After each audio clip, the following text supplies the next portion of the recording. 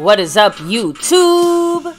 My Cowboys family here, bringing you guys the latest update on our very own Dallas Cowboys. And of course, as always, thank you so much for joining us here tonight.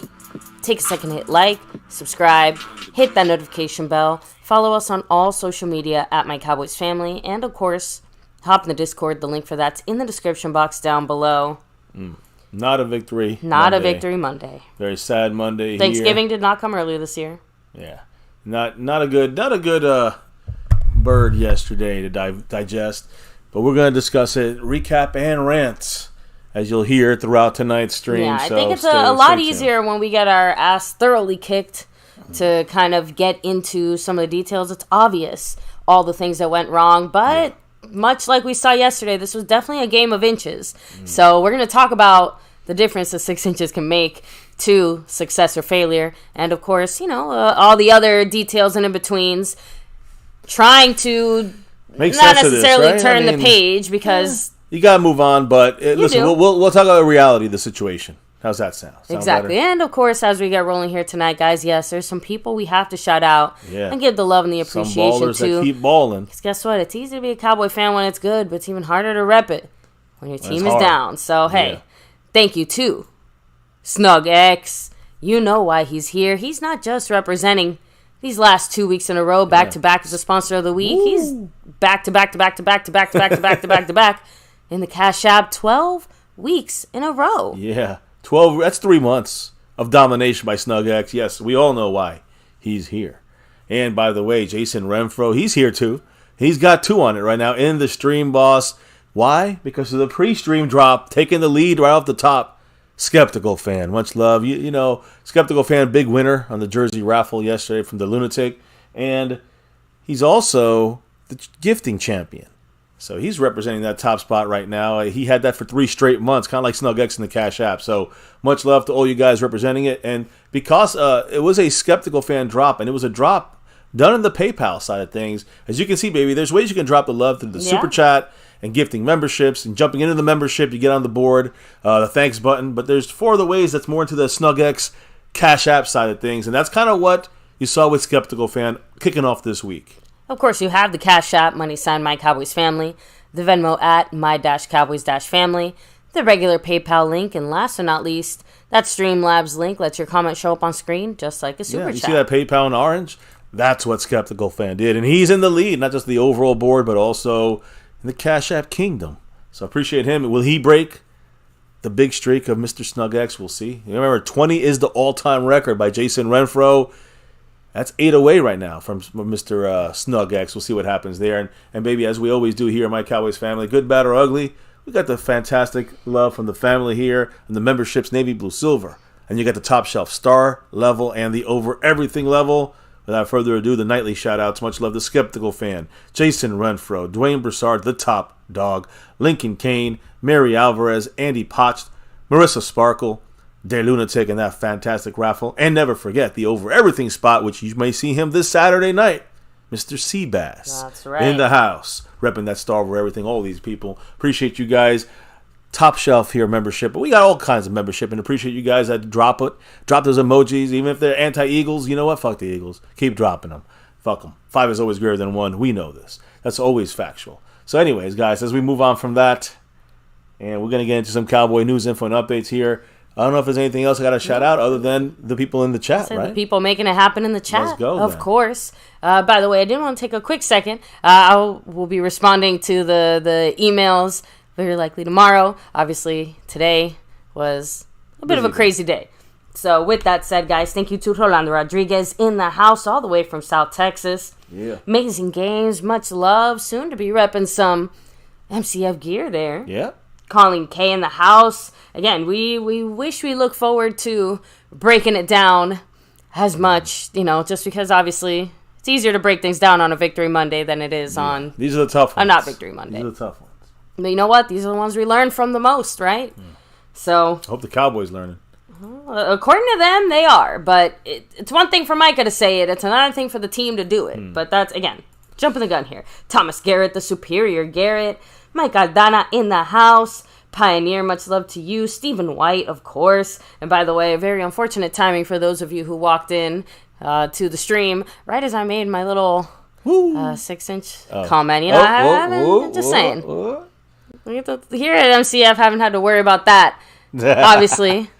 In any kind of situation. The Cowboys said, hold my beer. Unfortunately for the Cowboys, you know, whether it's Dak's foot or Schoolmaker's knee, it adds up to 6 fucking inches.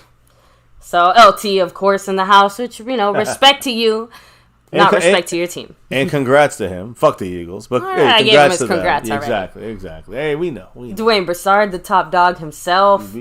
We have, let's see, Skeptical Fan, of course, always staying skeptical, saying Gallup and Steele need to be benched. Well, you know, at least on the receiver side of things, it sounds like there may be some slight percolations, although I don't know what that means for Michael Gallup, considering he still has quite the hefty paycheck. Hey, $11.5 million, I think that carries the next year as well. We got to keep him, I think, on that on that money hit.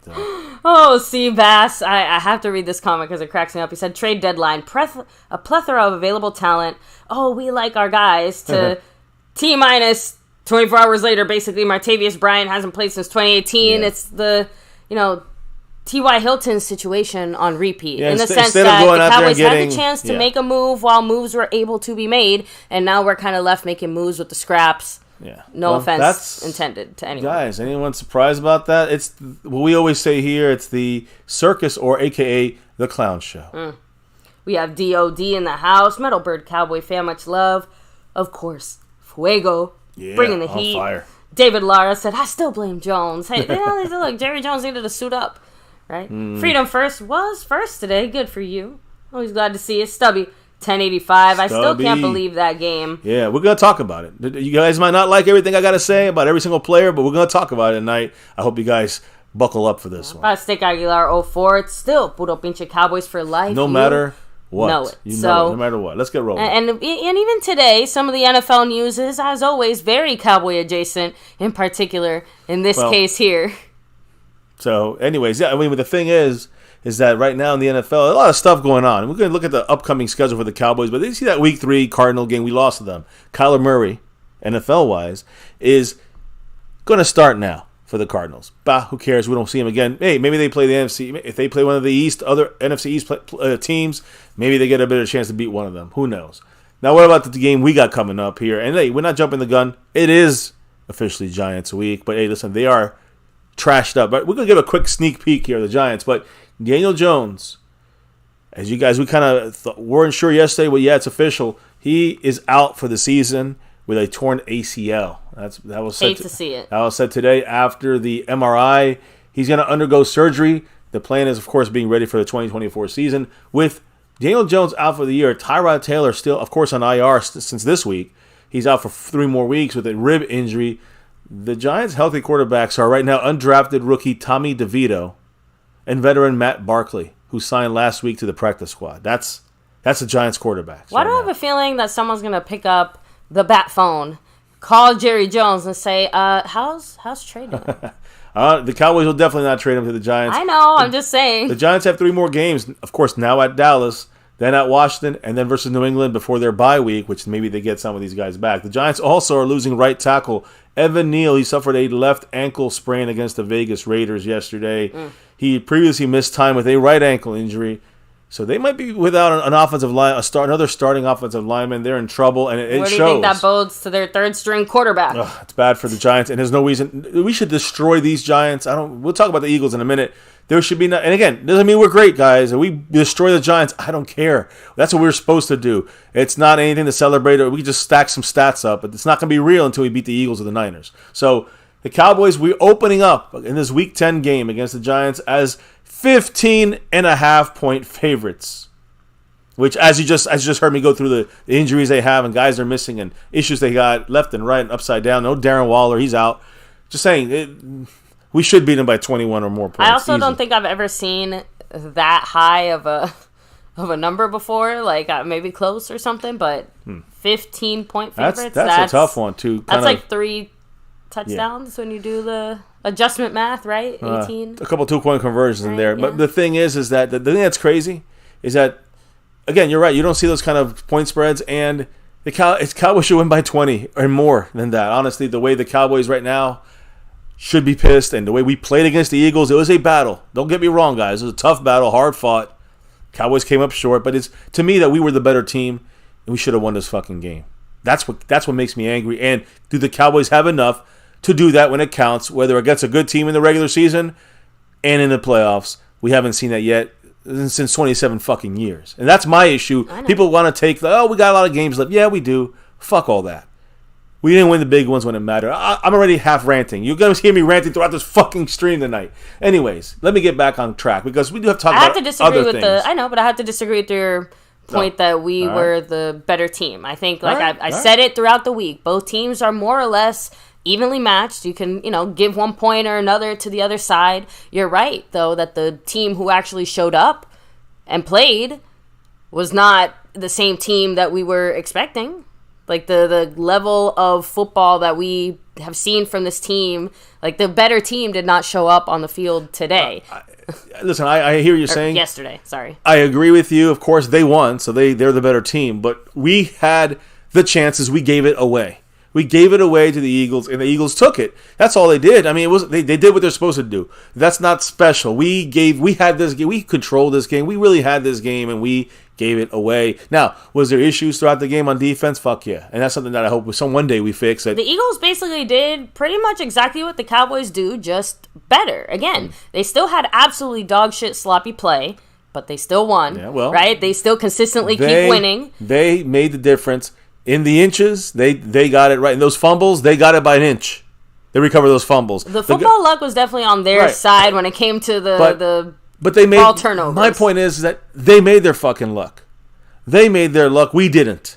We wanted the luck to fall in our fucking laps. That's not the way it happens. So anyways, and a lot of that is referee crying bullshit too. I agree, refs suck, blah, blah, blah. They could have called a much better game. We all know this. I'm done talking about the goddamn refs. They're blind as bat. They're blind as Ray Charles, as you see on my thumbnail. But you can't cry about it. You cannot cry about it now.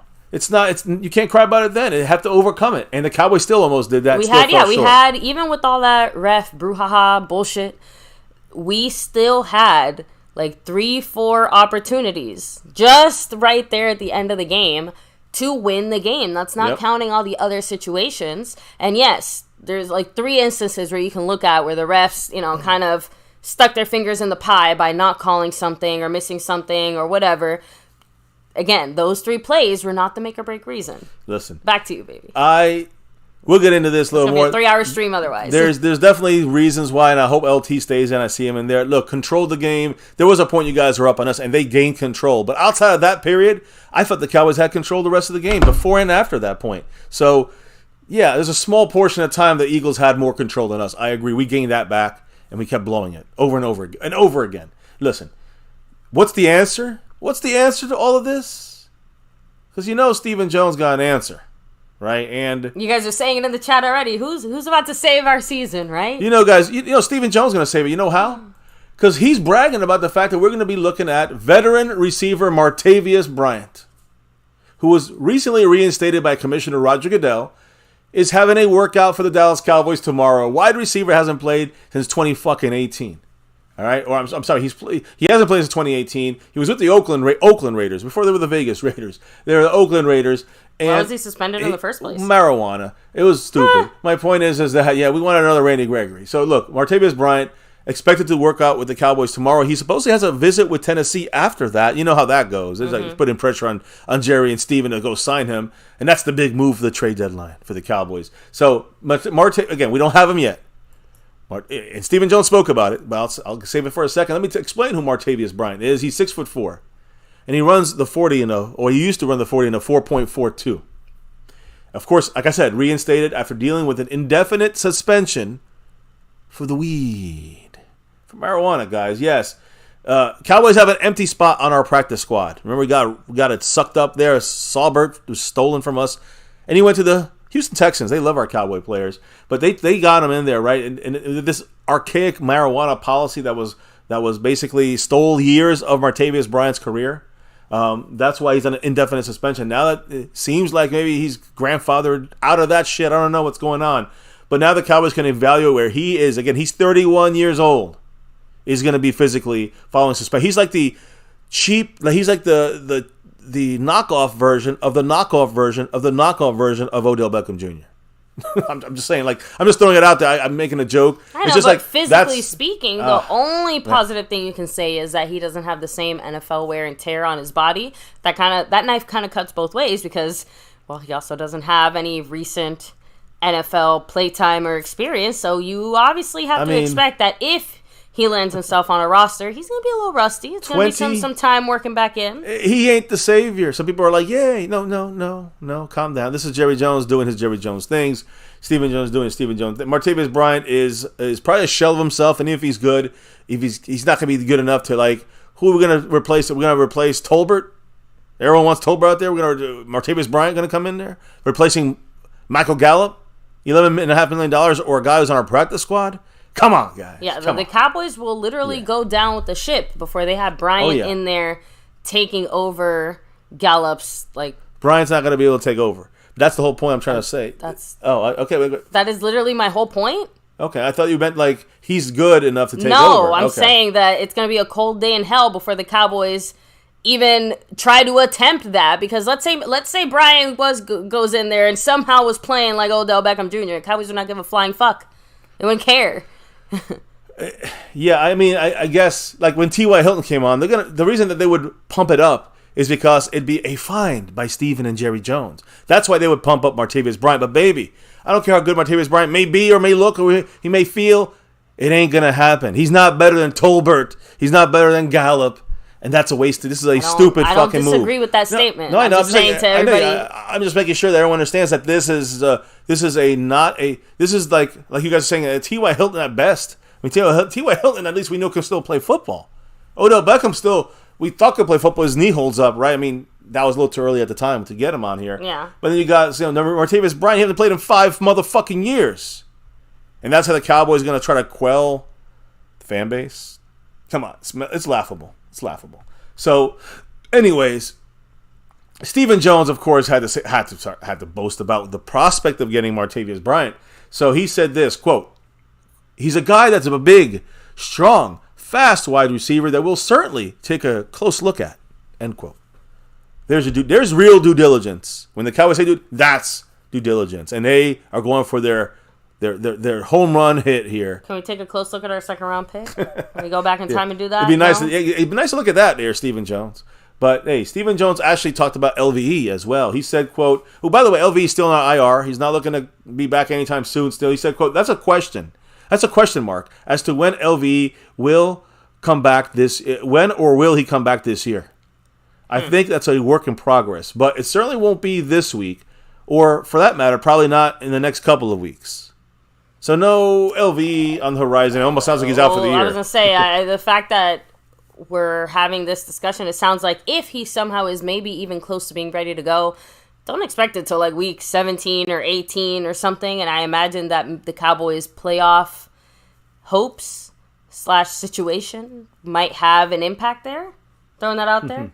So Raul's saying, sorry, but LVE should retire. Yeah. It might be coming soon. I don't think, this goes even beyond like, oh, this or that. Like, he hurt the same neck that almost cost him his career earlier. Yeah. You know, like, we're getting to a situation where I don't know if he can safely play football again. So, Catboy, put yourself back on. Pioneer said Stephen Jones gave the fans 6 inches. Yeah, he definitely did. Give us a whole fist. Oh.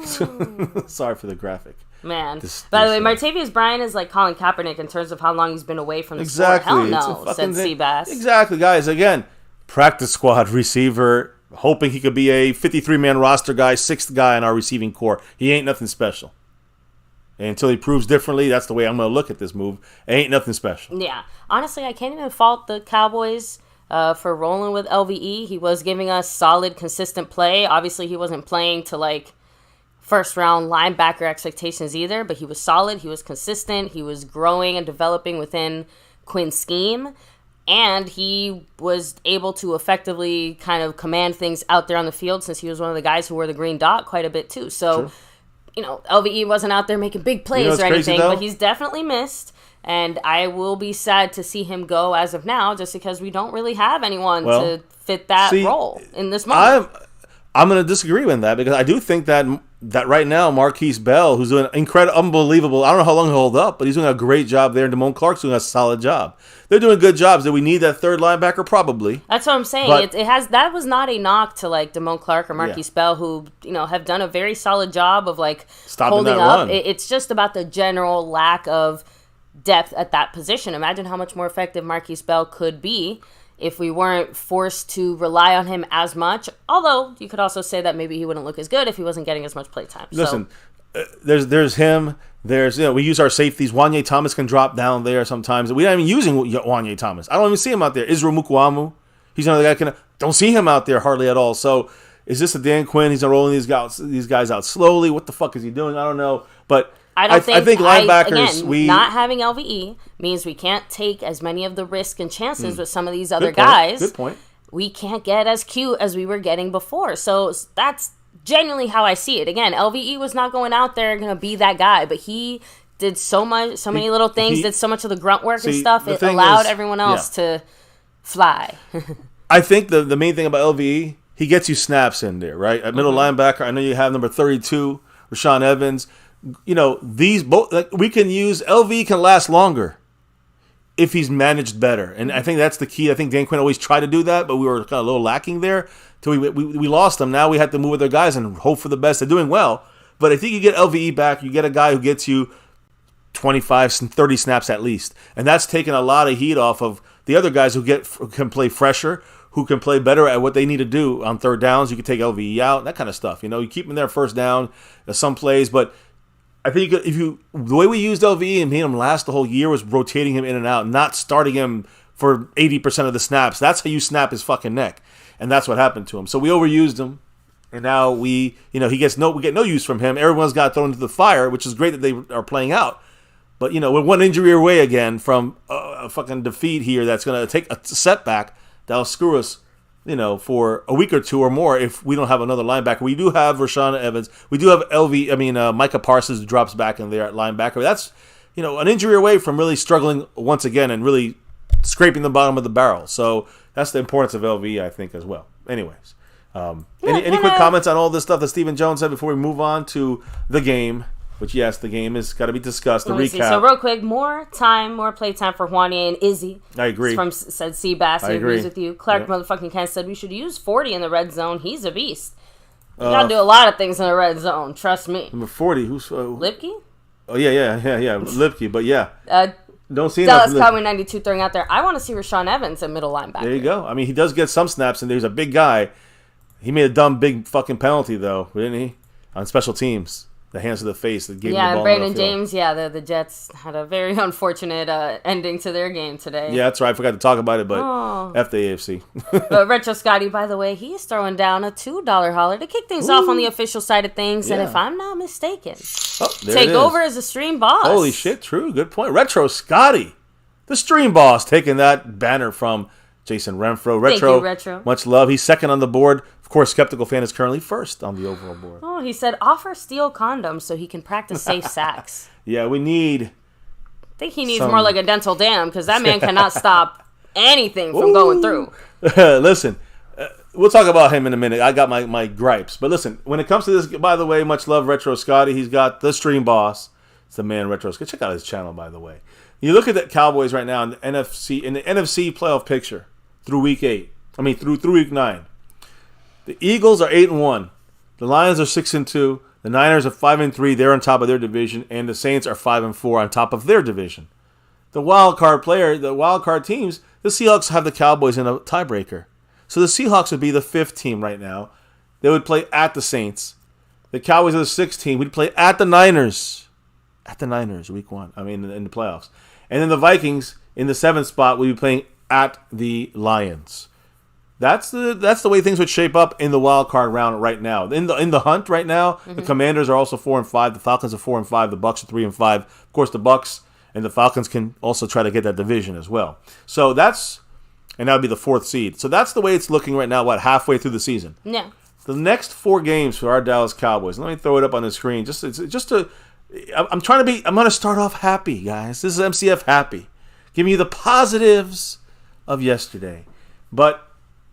Look at the next 4 games for us. Cowboys, we get the Giants at home, at the Panthers, who suck an asshole right now, the Commanders, which suck as well, in Dallas, and then another game in Dallas. That's a Thanksgiving game, by the way. A week after that, Thursday game against the Seahawks. We should beat their ass. That's our next 4 games, guys, before we get the Eagles, which is at home, by the way. You tell me we can't go 4-0? You telling me this team can't go 4-0? We better fucking... I don't give a shit about this team. We're going to go 4-0 or else... We don't really have much of an option. We are not even a good playoff team. At least we can say we're a good playoff team. We go a round or two. We're lucky to get out of the second round right now. But first round, we can get out. If we don't play the Niners, we can get out of that first round. But if we can't beat these 4 teams coming up, we fucking suck. That's it. We're not 3-1, 4-0. What are the Eagles looking like the next 4 weeks? Of course, they have a bye week. Mm-hmm. But then they have then 4 more games, 3 games before they get to us. The Chiefs, the Bills, and the Niners. They got to lose a couple of these fucking games. And then, of course, us.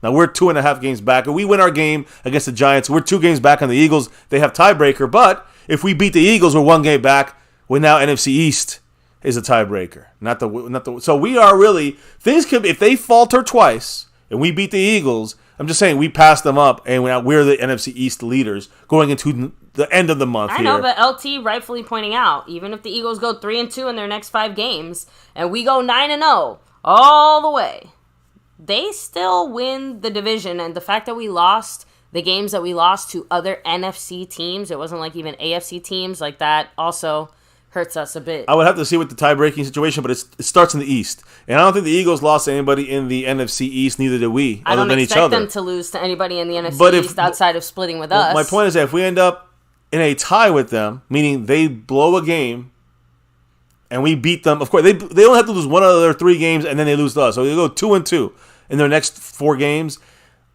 We're in a tie in the NFC East of the tiebreaker. I know, but imagine a situation where they end up losing to the Dolphins, but they beat all the NFC teams. Like, that's not going to be good for us either if it comes down to tiebreakers. But let me go ahead, talk about the people making things happen here with the $5 holler. We got actually Clark, 2 of them back to back. Motherfucking Kent, and the Amazing Games with a $5 holler. Thank you so much to both of you. The big winner, by the way, Amazing Games in the house. Clark motherfucking Kent in the house. What do these bowlers have to say? Clark said... MCF, please tell me why Dallas gotta always play big games with dramatic endings. Y'all guys see Tyler handle Carter and Tyron toss Sweat like a rag doll? Oh yeah, we're gonna talk about the good on offensive line and the bad. The football gods giveth and taketh away, because Tyler Smith is absolutely one of the few bright spots, not just from this game, but just in general on our O-line. And Tyron Smith played lights out, even when away from the healthy. Look, Tyron he was Smith a monster. looked 5 years younger in that game. The way he was tossing guys around and dominating and rocking it. The left side has never looked more solid. You know who actually had a bit of a rough game? Again, Biadish struggled quite a bit in this game. Let's not even talking about Terence Steele, because we have like a whole fucking dissertation on Terence Steele. You know, Zach Martin, of course. Not saying he played badly, but with Thing 1 and Thing 2 next to him not necessarily playing their greatest, he's out there struggling quite a bit as well, naturally, you know? So he still played solid, though. No, we'll talk about it all. Just saying that the right side suffered weaknesses for other reasons. But, yeah, like I said, one of the few small things that we can look at and say, damn, at least that was good. By the way, Amazing Games with his $5 holler saying Monday, MCF news, don't get the blues. Let's go Cowboys with some West Coast love. Again, thank you, Amazing Games. It's funny because, you know, this Eagle loss, again, the fact that it happened the way that it did, even I have to feel a little bit thankful that it wasn't some kind of blowout situation or that we didn't look as crappy as we did against the Niners, right? There's still measurable improvements. There's still ways where we see this team progressing. But in a way, that makes the loss hurt worse. Because, man, we can hang. We were right there. We almost did it. We can do. I agree. It's that bittersweetness there. I agree. But look, getting back on track here. By the way, much love to Clark Kent. Amazing Games. They're in a tie for first place on this overall board. Retro Scotty, 95 points in the stream boss. So I just want to make and I see LT saying in there, I respect Mr. LT, of course, Eagle fan, true, you know, all the way through. But here's the thing, though. Those NFC, I am not hoping necessarily. I know if it comes down to it and we split we are 5-1 in the NFC East, it goes to NFC, and we would lose that to you. But you're talking. I'm not talking about the whole. I'm talking about getting to the Week 14, beating your fucking guys' asses. We go 5-0. I'm trying to be positive. This is the only positivity you're gonna get from me. But if we go 5-0 with 4 teams, we definitely should beat. And then you motherfuckers got to come into Dallas. We beat you guys there. Listen, we got 3 out of 4 tough games remaining for the Cowboys. Far from over. But my only point is this. At that point, we'll be neck and neck with the Eagles. If they drop just one of these next games coming up, the Chiefs, the Bills, the Niners, lose one of them, and we're in the tie with you guys with 4 games to go. If you lose 2 of those 3, Kansas City, Buffalo, the Niners, you lose 2 of those 3, and then we beat you, we're a full game on top of you guys. You see what I'm trying to say? So, again, the end of the season for Eagles are going to become a little easier. Ours becomes a little tougher. It's going to be tough for us either fucking way. But I'm just telling you the way it could be. Things will be a lot different. 2.5 now, and then they get their bye week. We win our games out, and they have some stumbles. It's going to be pressure is going to be on the Eagles, and can they last to the finish line? Teams will falter, sometimes even to an NFC East rival, even if they're not that good. So or again, we'll you catch the Eagles on an off day, right? Well, of course, if they blow one of their last 4 games and we win out, which would be tough. On the road at Buffalo, on the road at Miami, home against the Lions. We got to win them if we want to get the number 1 seed, an right? injury situation where they have a few banged up guys that are going to miss a week or 2, maybe it creates a very unfavorable matchup, right? So lots of factors, lots of ways that can go right or wrong depending on what side of the team you're on. Retro Scotty in the house dropping that J-Lou $2 holler. Woo, he said, forget dental. Steele needs concrete damn armor. Yeah, we need the whole ass Hoover Dam over there. The whole little 9 yards. I shit talk Terence Steele way too much to have him go out there and prove me right. We don't want to be right about what we've said about him. Yeah, we don't want to be right about what we've said about him in the past, but it looks like he is unfortunately proving us right with his lackluster. And again, it's not all his fault. Some of it is the Joneses paying the guy that got injured, Michael Gallup. You know how that goes. And no La'el Collins. No, La'el Collins can cheer us on from the sideline like everyone else. La'el Collins not the guy close to what he was. Now, I'd rather have Terence Steele. I did want to say about actual injuries for the Eagles real quick, because again, Jalen Hurts, not injuries, but issues that they Lots of bumps and bruises for the Eagles. But Jalen Hurts had 11 turnovers through 8 games prior to the Cowboys. The Eagle offense as a whole had 13 turnovers. Yesterday evening, the Cowboy defense didn't force 1 single turnover against them. I know Quinn spoke about something about this in relative to the defense. But it was about the run stoppage, because even though we obviously couldn't really create any turnovers, the Cowboys have not allowed a 100-yard individual rusher or receiver in any game this season. So again, at least we're stopping the run. There's some negatives, there's some positives. So the priority of stopping the run and doing that, clearly, whatever we did in the offseason and continue to do now, that shit is working. You're seeing those results there.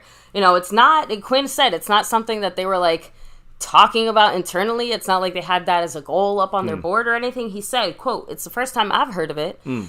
So again, we're just stopping the run without necessarily sitting there and really thinking about stopping the run, which is a very bizarre sentence to say. But it doesn't really take away from the other situations that we're not effectively stopping. Listen, Jalen Hurts had a little bit of a banged up knee. They weren't going to run him as much. DeAndre Swift was shut down. That was a great job by the Cowboys. And in the receiving side, we haven't allowed a 100-yard receiver in the season as well. So props to the defense on that. Not props with the inconsistencies. No. That keeps us from being elite on defense. And that's why we somewhat lost this game. A lot of it has to do with the defense for 3 quarters. A.J. Brown, though, came into this game with an NFL record 6 straight games at 125 yards receiving. Cowboys snapped that streak, held A.J. Brown to only 66 yards, which is fantastic. And like I said, no running back, you said it, no running back over 100 yards, and no receiver over 100 yards in 10 straight games. The last time was, I think that's the second best record, I guess, on holding receivers to under 100 yards. Houston's the only other team right now, 11 weeks in a row. So 11 straight games for them. We have 10 straight games. And by the way, Dallas Goedert, who did hurt us here and there a couple times, he got hurt, unfortunately for him, suffered a fractured forearm. He's expected to miss at least 4 weeks. I hope he's back for the Cowboy game in Dallas, because he should be. But that was a stiff arm to the face. A lot of people saying Marquise Bell did it on purpose. Bullshit. Marquise Bell had to tackle him with his arm. I was going to say, because his arm was in his fucking face. Yeah, if you go back and look, that was basically, the only way to tackle him. And at that moment, yeah. players have players have made tackles like that before. It was just like one of those situations where it ended up being a freak injury.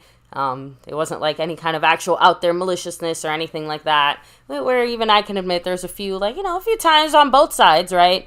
Cowboys got a little cute, try to like sit on an Eagle player, like kind of maybe a cleat graze the helmet. Yeah. So, but the lunatic, by the way, in the dropping house. a $5 much love holler to here. the lunatic doing this thing, and much love for that raffle last week. What did the man say? Still hold our own destiny, but you can't have undisciplined play in close games. Agreed. Filthy did not beat us. We beat ourselves, Correct. and Filthy knows it. That's true, and that's why they Dallas bitch. Cowboys for life. That's why they don't like really talking about it. They know that we were the better team. They know that we beat ourselves, and they deserve the win. They took it. They took what we gave them.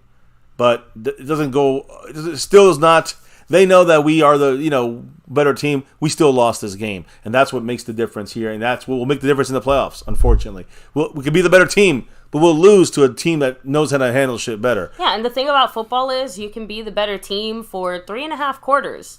Heck, be the best team as long as you want, but those last few minutes of a football game, if you're not the better team in that moment and there's a situation where the game is close enough, yeah, then the better team might have showed up most of the game. They didn't show up at the end of the game.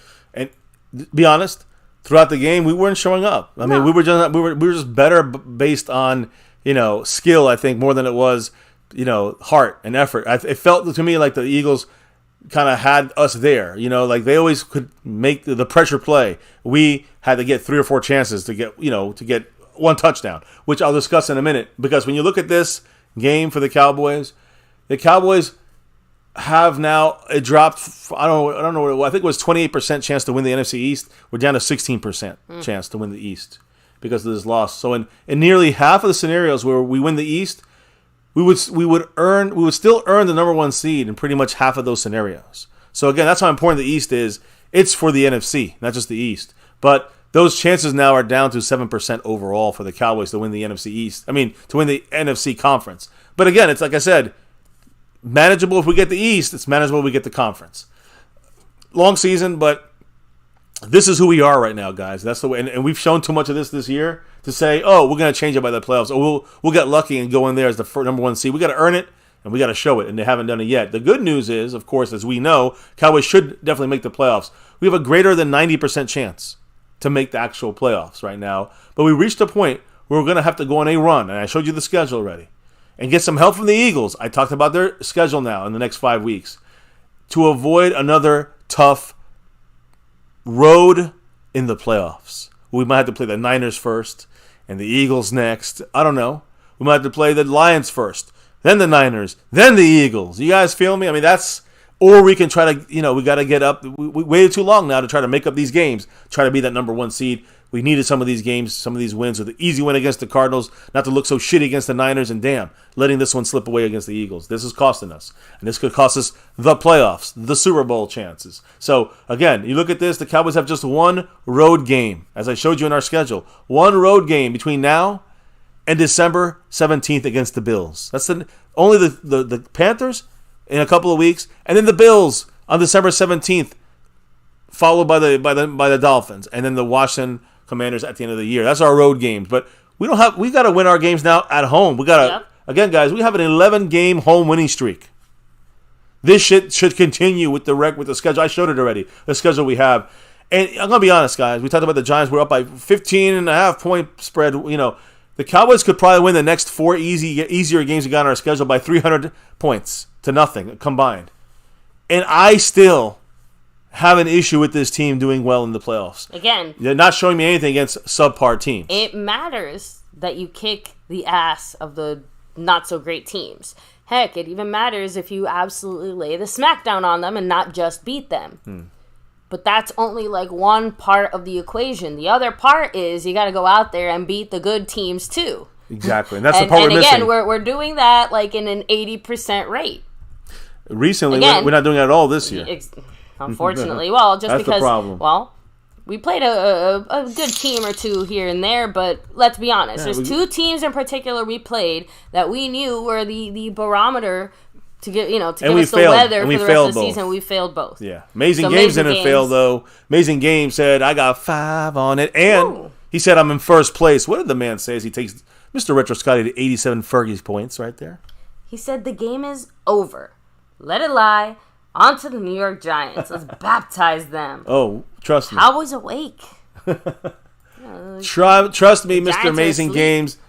We got a lot of time to pile onto the Giants. This should be a game. People say it's a trap. If people say it's a trap game, there's no excuse to lose this game. I don't care what the fuck kind of game it is. Yeah, if you're this the Cowboys. isn't a trap game. Yeah. This is, again, one of those games where we not only expect to lay the smack down, but there will be disappointment if we don't, right? Yeah, agreed. That's just a fact. We got to not just win by 4.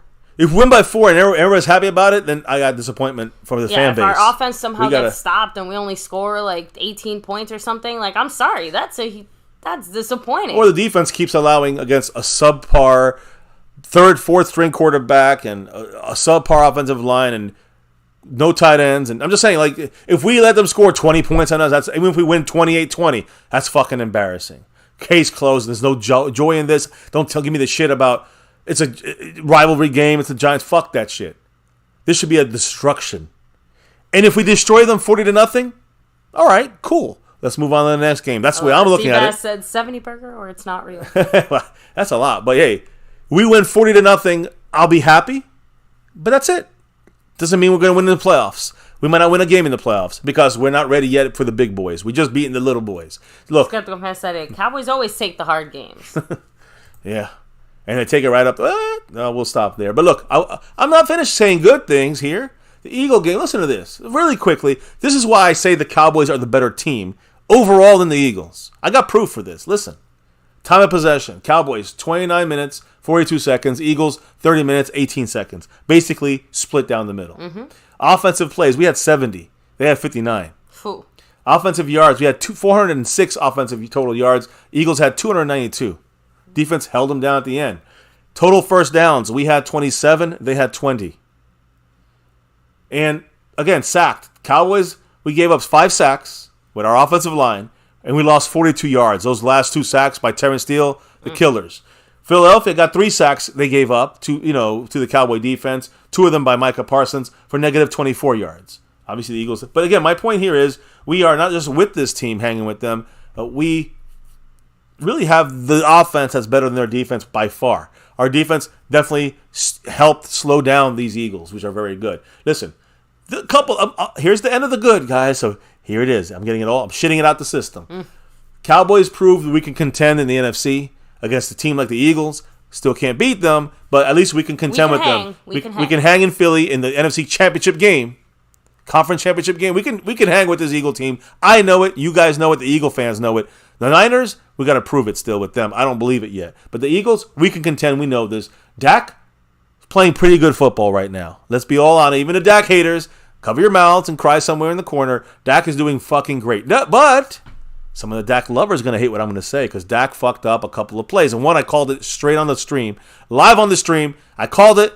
It's more upsetting now that I look at it from the All-22. We'll talk about it in a minute. Retro Scotty, have a great night. Well, appreciate you. Let me take a quick He's the stream boss, right away. Yeah, let me take a quick little commercial break here to thank not just Retro Scotty, but everybody here chilling, hanging in the chat. Take a second to hit like, subscribe, hit that notification bell. Follow us anywhere and everywhere at MyCowboysFamily.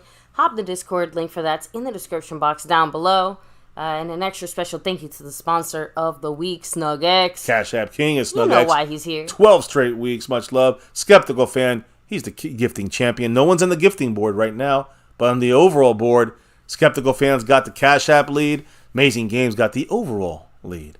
Much love to the family. So, more good here, baby. Dak playing very good football overall. Jalen Tolbert starting to show up more as a weapon. CeeDee Lamb, red hot. I mean, let's be honest. CeeDee Lamb dominating, right? That's the best receiver in the league right now is CeeDee Lamb, I think. Philly, very beatable. We can beat this team. I agree. Our run defense held up. You brought that up, baby. We're bringing it up again. Got to give credit there to Quinn and this defense. They stopped the run. Now, a lot of fucking bad. Penalty plagues. We're a plagued fucking team with penalties. I don't know what we can do to escape this. Penalties. It's not just because of the stars. It's not because the refs hate us. It's not a fucking script. It's lack of fucking discipline by this team. Mike McCarthy, I put that on you.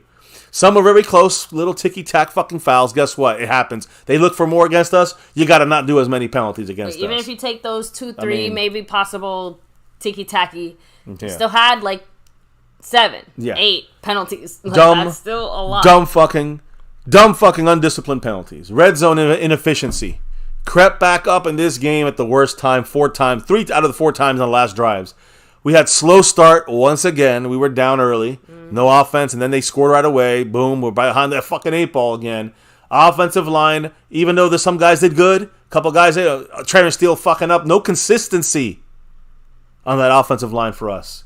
Nothing scary about our running game. I mean, Tony Pollard, non-existent. Rico Dowdle gets a run, and they call a holding flag on Schoonmaker.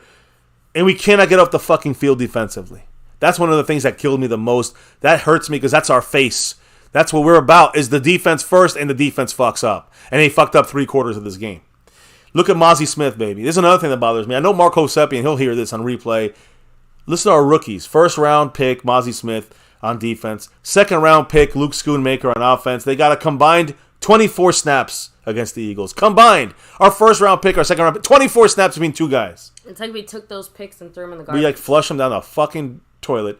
Those need to increase these numbers. Show me what you brought these guys on for. I know Mozzie taking a little longer, but he got 20 snaps, 15 snaps. Schoonmaker got 5, 10 snaps. It fucked us, unfortunately for him, with a holding call and then the inch fucking knee shit issues going on. These are issues we're seeing on this team. It's not just now. It's not just one game. It's all the games. You're seeing a lack of repetitiveness there. Much love to the man who stays. Very skeptical, and as we should as Cowboy fans. Skeptical fan. What did the man say with that? $2. Holla. Why did Dak throw to the janitor? Yeah. Cooks was open. Again, we'll talk about that. There's 2 sides to that story, I will admit. So we're going to discuss that. I know, but I'm going to just remind everybody that Dak Prescott will run the play that is called. Mm-hmm. Mike McCarthy wanted to target Schoonmaker. Mike McCarthy wanted to target Tolbert, in the sense that that's the way that the play was designed to go. I'll explain it better. Top of that's the force of the play because of the way that they blitzed. Now, if once the play is going, Dak Prescott, as the quarterback who gets to make the final decisions as things, break down or adjust or whatever, if Dak Prescott somehow messed up, missed an open guy, didn't even look, maybe, messed up on his read, whatever it is, the point is, that is on Dak. But I think it's going to be one of those situations where it's probably a little bit of both. Dak failed to maybe look to the open guy. In this case, obviously, Brandon Cooks, right? And the scheme did not have Dak thinking about Cooks, right? Dak is just thinking Schoonmaker here. That's all. I'm simplifying things. We're going to talk more about the Schoonmaker play, but my point here is, again, on that side of things, when it comes to the choice by Dak, the way that play is done, where you see Schoonmaker has the under over Ferguson going over him, and they're playing man coverage. There was also interference. The fact that he was interfering with him is maybe why Schoonmaker's knee hit sooner, right? I mean, these are the things we see. But Dak looked that way because the play on the right side of the field, with Cooks and CeeDee Lamb switching up there, that was going to take maybe a half second longer than what Dak knew he would have, because of the blitzing linebacker on the right gap side of things, on the right side of things. So when they blitzed, he knew he would not have time to get that play to develop unless it was the number one play. And again, it would take longer than the left side, which is a quick pass, Schoonmaker off the rub by Ferguson, which was not very good. But the point is, Ferguson didn't want to get a flag on him. They're going to throw the flags. So he had to go down run his regular route, and it wasn't enough to create enough space between a separation for Schoonmaker. He didn't get enough depth on his route as well, even though he was interfered with and pushed out of the end zone. Eagles did everything on that legal limit of things, unfortunately, and they got away with it. And we can't rely on the fucking refs. Just cannot do that. But Dak looking to the right. Listen, if Dak would have looked to the right first, and that was the way that the keys would have set up his reads, if let's say they would have blitzed from the left side, Dak Prescott would have looked right first. That's the play. He knows it. Also, Tony Pollard didn't pick up the block right. He's improved as a pass blocker, but he missed the there. really unfortunate time to do that. Yeah. So if he had picked up that block, I still think the read would have been Dak to throw it to Schoonmaker. That's what he's taught to do. But I think he might have had that extra half second to realize it was only open, no. That's the thing. He still wouldn't have looked right because it was about the time that it would take for that side of the field to do things and the other side. But if the blitz would have came from the left, I think it would have forced him to go to the right, is my point. And I think that is where it would have been. It was just a good play by the Eagles, and they got away with fucking flags there with interference on the goal line. But listen, that's not the only issue in this game. There's a lot of that cost us. What about going for a field goal instead of going for everything fourth down in there when in the red zone? Because that field goal would have let us win the game. We were 1-1. So Michael Gallup's drop in that 2-minute drill that hurt us to get maybe more points from that. Schoonmaker, of course, the knee being short. Dak Prescott on the 2-point conversion, stepping out of bounds. If he could have kept that foot in, we tie the game, overtime, right? I'm going to go over Terence Steele more, but Terence Steele was the biggest issue on our offense yesterday, guys. A lot of sacks allowed, a lot of pressures allowed, but the late sacks, back-to-back, Dak throwing it away ain't happening, guys. That was a fucking major issue from our right tackle, Terence Steele. Don't forget the kickoff out of bounds. Aubrey had a record-setting day. We're barely going to talk about it, but he kicked that ball out of bounds, cost us points. CeeDee Lamb had a drop later in the game. We could have extended a drive. But the way he's been playing, I'll give him a pass on that. But still, he was part of the issues here, too. Pollard, he missed a cut lane prior to the Schoonmaker touchdown, which would have gave us a touchdown. I think I remember screaming that on the screen when it happened live. So, some issues taking certain lanes by Pollard. You remember that before the tush push, the first one, where Jalen Hurts' knee hit 2 yards short of the first down. They were inches away, so they did the tush push. But they were 2 yards away. It should have been 2 yards when his knee hit. Mike McCarthy never challenged it. I'm not going to bitch about the refs on that one. That's Mike McCarthy fucked up there. Schoonmaker on that hold against when Rico Dowdle burst right through that. I mean, we got a little charge there, and all of a sudden it's all taken away. A 15, 20-yard gain taken away because Schoonmaker held. So that one hurt. You cannot make those many mistakes against one of the best teams in the league like the Eagles and win. Who, again, I want to remind everybody, they played a sloppy game too. They had a crap ton of penalties. They had all this stuff. But you know what those penalties didn't really result in? Points for us.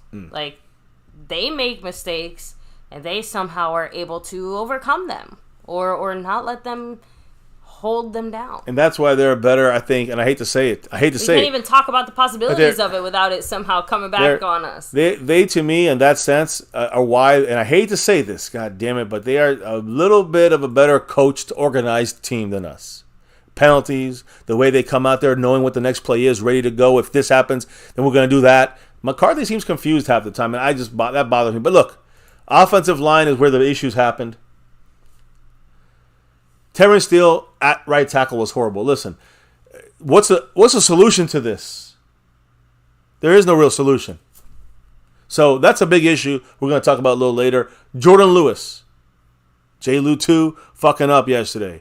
And Jordan Lewis, guys, again, what's the replacement for him? He's definitely an issue right now on our offense.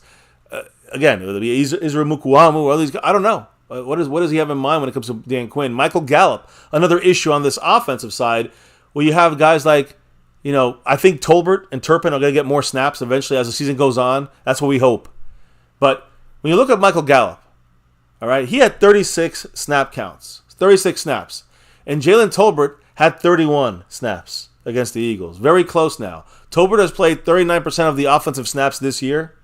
Gallup playing 64% of the snaps. So, again, about 25%, I guess, difference right there. But that's a quarter. Gallup's playing a quarter more than Tolbert, but that number was 50% more. Now it's a quarter more. He's gaining snaps there. When you look at the offensive snap count, you got CeeDee Lamb had 70 snaps. He had 16 targets. Brandon Cooks had 58 snaps. He only had 2 targets. Gallup had 36 snaps with 3 targets. Tolbert 31 snaps, but he had 5 targets. That tells me a lot more about the way the Cowboys are not just using him, but they're trying to get the ball in his hands. Turpin had 13 snaps, only 1 target. But for Tolbert, with those 5 targets, that's the second most in his career, actually snaps. Most in a 2023 game with CeeDee Lamb, Brandon Cooks, and Gallup, all three of them being active in the game. Every target for him, for Tolbert, came in the second half. And he had 3 catches in the game for 49 yards. And he had his first career touchdown, I think it was. For Tolbert in this game, he caught the touchdown. So again, you're seeing the Michael Gallup kind of replacement coming into play here with Jalen Tolbert. Although, I'm just seeing a obviously, little hint there. we all have maybe some different thoughts on whether Tolbert was the right guy to go, try and hit, towards the end of the game where he missed that big fourth down play. Got it coming up, I promise. It's not even, I'm just saying, it's not even a knock to Tolbert specifically or necessarily, just saying that it would have been nice to see more Tolbert the last 2-3 weeks and in the regular game. Getting him used to something like this. Getting into that role, whereas here it feels a little bit like, we saw what we wanted to see, but it feels a little bit more like a gimme or like a, not quite a desperation move, but just it could have done better had we planned for it more, schemed for it more, practiced it more. Yeah, get Tolbert more into that role, right? That just throwing him in the first week, he gets a lot of snaps. I know we're kind of getting him some snaps, and now you got him in a major role. Don't throw him in on that fourth down play. Look, here's the thing. This is somewhat on McCarthy, of course, some execution as well. But listen to this: the Cowboys moved the ball 247 net yards on our final 4 drives of the game. And we only scored 6 fucking points. 247 yards, guys. I mean, that's a lot of yardage, and we could come up with 6 points. Cowboys, at the end of that, remember at the end of this game, that was when the miracle was coming to fruition for a second there. Mm-hmm. Cowboys had a 1st and 5 on the 6-yard line with 27 seconds left.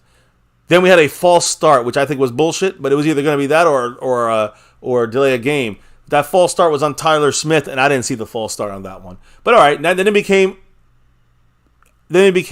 going back 5 yards. 11, first and 12. 1st and 10 on the 11-yard line. Dak got sacked. Terence Steele fucking blew it. Some people say Dak should have thrown it away, but guys, you have the intentional grounding call.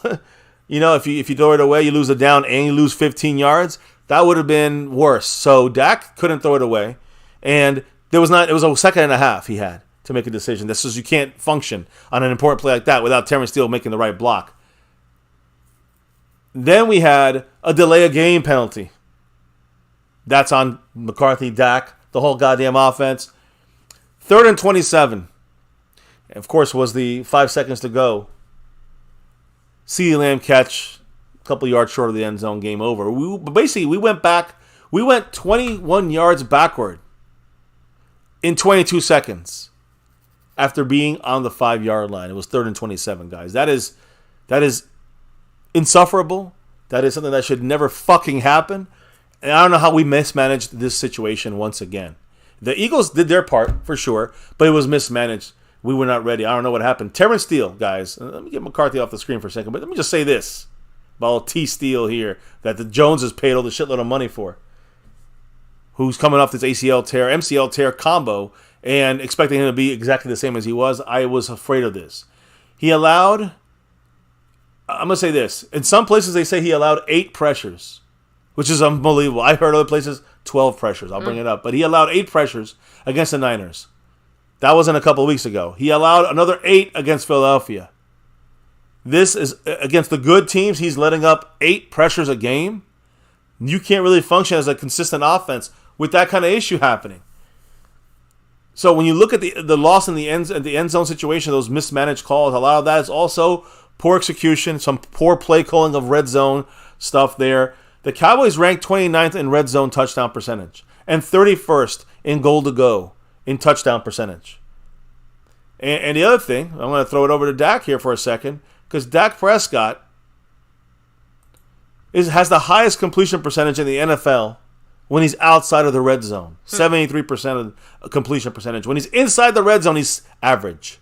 He's 16th, 57% completion percentage. And again, is that all? Do you think Dak somehow magically passes that's the thing. Some kind of border? No. Or something at the 20 that makes him start sucking? No. He didn't do that when Kellen Moore was here, and we were one of the best. So my point is, it's the scheme failure there more than anything. Yes, Dak has only the options that are presented with him there. Dak threw for 374 yards in this game. Incredible. Great game. I told you guys we're going to throw. We did that. 3 touchdowns and 0 interceptions yesterday against the Eagles. It was the 8th time in his career he's thrown for 300 yards, 3 touchdowns, and no interceptions. But it's the first time that he's done that and lost the game for Dak Prescott. So if anything, this game was not on Dak Prescott.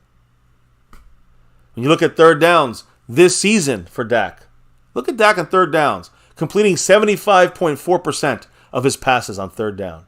That is 3 out of 4 passes you're getting first downs from Dak's arm. He's averaging 9.7 yards per attempt on third down, which means you're getting almost 10 yards. If you need a whole 10, Dak's getting it for you. And he's got a passer rating of 118.7 on third downs. He leads the NFL in all 3 categories. That is dominant play on important downs throughout a game consistently by Dak Prescott. So at least that side of things, we know Dak's got it. But let me bring up the issue yesterday that you were bringing up on that 4th down for the game we thought, right? Before. Yeah, the attempt at Tolbert on that 4th down. It's a 4th and 8 with 1:20 to go. We had 3 timeouts left.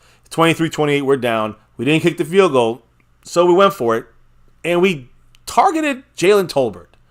We know what happened, incomplete, and then we eventually got the ball back, drove the field again, and then came up short. We know it. But that was, to me, when Dak made his biggest mistake in the game.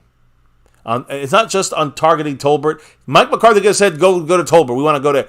That's fine. But Dak Prescott went off his read of Jake Ferguson, which I said it live on the stream. You can check it back. I said he had Jake Ferguson. As the play was going, Jake Ferguson was breaking out of his route down the middle of a wide-open football field. It would have been a touchdown. I saw the all 22 guys.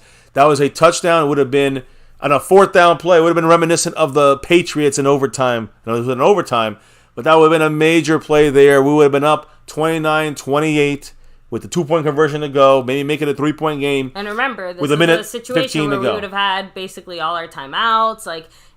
Yeah. I'm just saying, we would have been in a very good position to hold on to our lead and maybe end the game that way.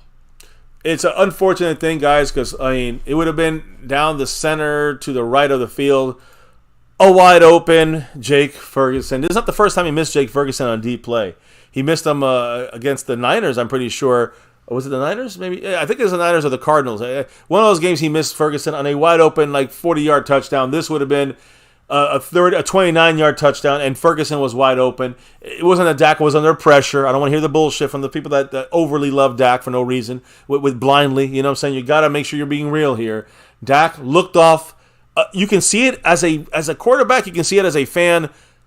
When Ferguson broke to the inside, I didn't know what the route was, but I could see Ferguson was going to be wide the fuck open.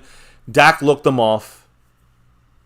Went to Tolbert, who was covered and draped in coverage there. Should have went to Ferguson. A big blow, in my opinion, guys. A bad move there. Again. Asmodeus, you could say that again. He said a series of unfortunate events. It just sucks. So that play right there, that changes. That's a touchdown. And that's the thing I think we need our quarterback to get better at. I don't know if you can.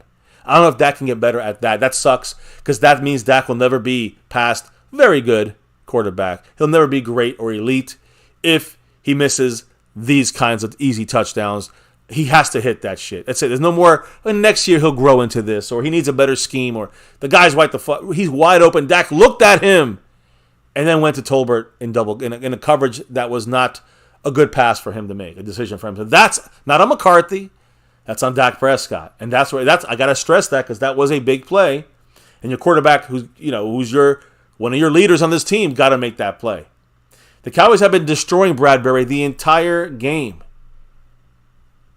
And we were targeting the receivers that Bradbury was covering. Right? You know what I mean, guys? So, again, I'm assuming that's why Dak looked off and went, let me go attack Bradbury again with Tolbert. But that was foolish. You should have been thinking about who's the fuck is open. That was Jake Ferguson for an easy first down for sure.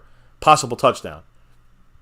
Again, it was Dak for moving off that read. You see Dak looking right at him. Ferguson, guys, listen to this. When Dak looks at Ferguson,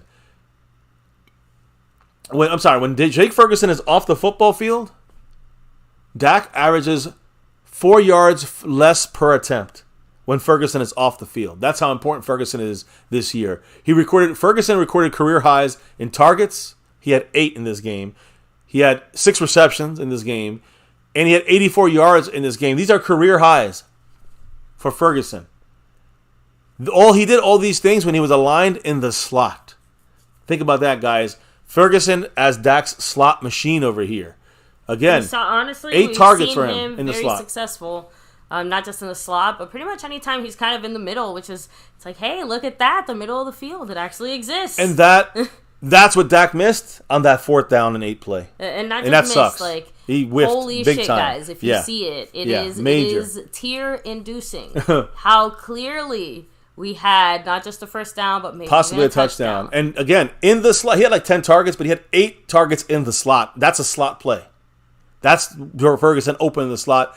6 catches in the slot, 84 yards in the slot for Ferguson, guys, against the Eagles. So, that is when you look at Dak Prescott and this offense.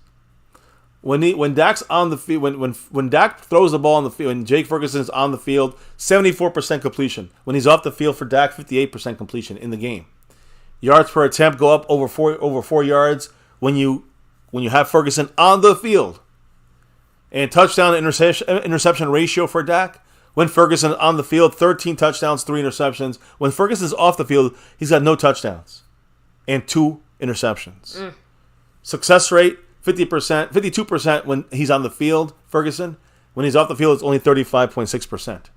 Ferguson, again, I know I got Dak on the screen, but Ferguson, this year, listen to this, 43 targets. Dalton Schultz, 50 targets. So is he a replacement? And I guess I could put him on. I think I have him on here, don't I? Let me see. Jake Ferguson. Yeah, I do. There he is. Oh, that's Sam Williams smoking a doobie. But anyways, Jake Ferguson, guys, 43 targets this year, replacing Schultz from last year. That was totally Jake Ferguson. What are you talking about? Schultz had 50 targets this year with the Houston Texans right now. Okay. For 350 yards, Ferguson has 328 yards. Ferguson has 3 touchdowns. Schultz has 4 touchdowns. Ferguson is averaging 10.3 yards per reception. For Schultz, averaging 10.6 yards per reception. Yards after the catch, Ferguson 174, Schultz 161. And catch percentage. How many passes have you been able to catch? No drops, if you're catchable. 74.4% catch percentage for Ferguson, 66% for Schultz. My point is very, very close, very similar, both these guys. Ferguson easily takes over for Dalton Schultz is my point. That's it. As simple as that. Now you can say, well, we have their lesser team. They need to rely on Schultz more, blah, blah, blah. I don't know. They're throwing for more yards than anybody in the league, it seems like, Houston, with Stroud. The first 4 weeks, we didn't have anything going to the tight ends. So it just comes down to, right now we're using the tight ends more. I think that Ferguson has the more than skill available to do this, to be able to really do a lot of stuff there at the slot, blocking a tight end, whatever it is. Ferguson's got the goods there. Now, I'm going to say this too, baby. We had CeeDee Lamb playing, again, not like the other guys. Unbelievable is what he did yesterday. 16 targets for 11 catches. He had 11 catches for 191 yards.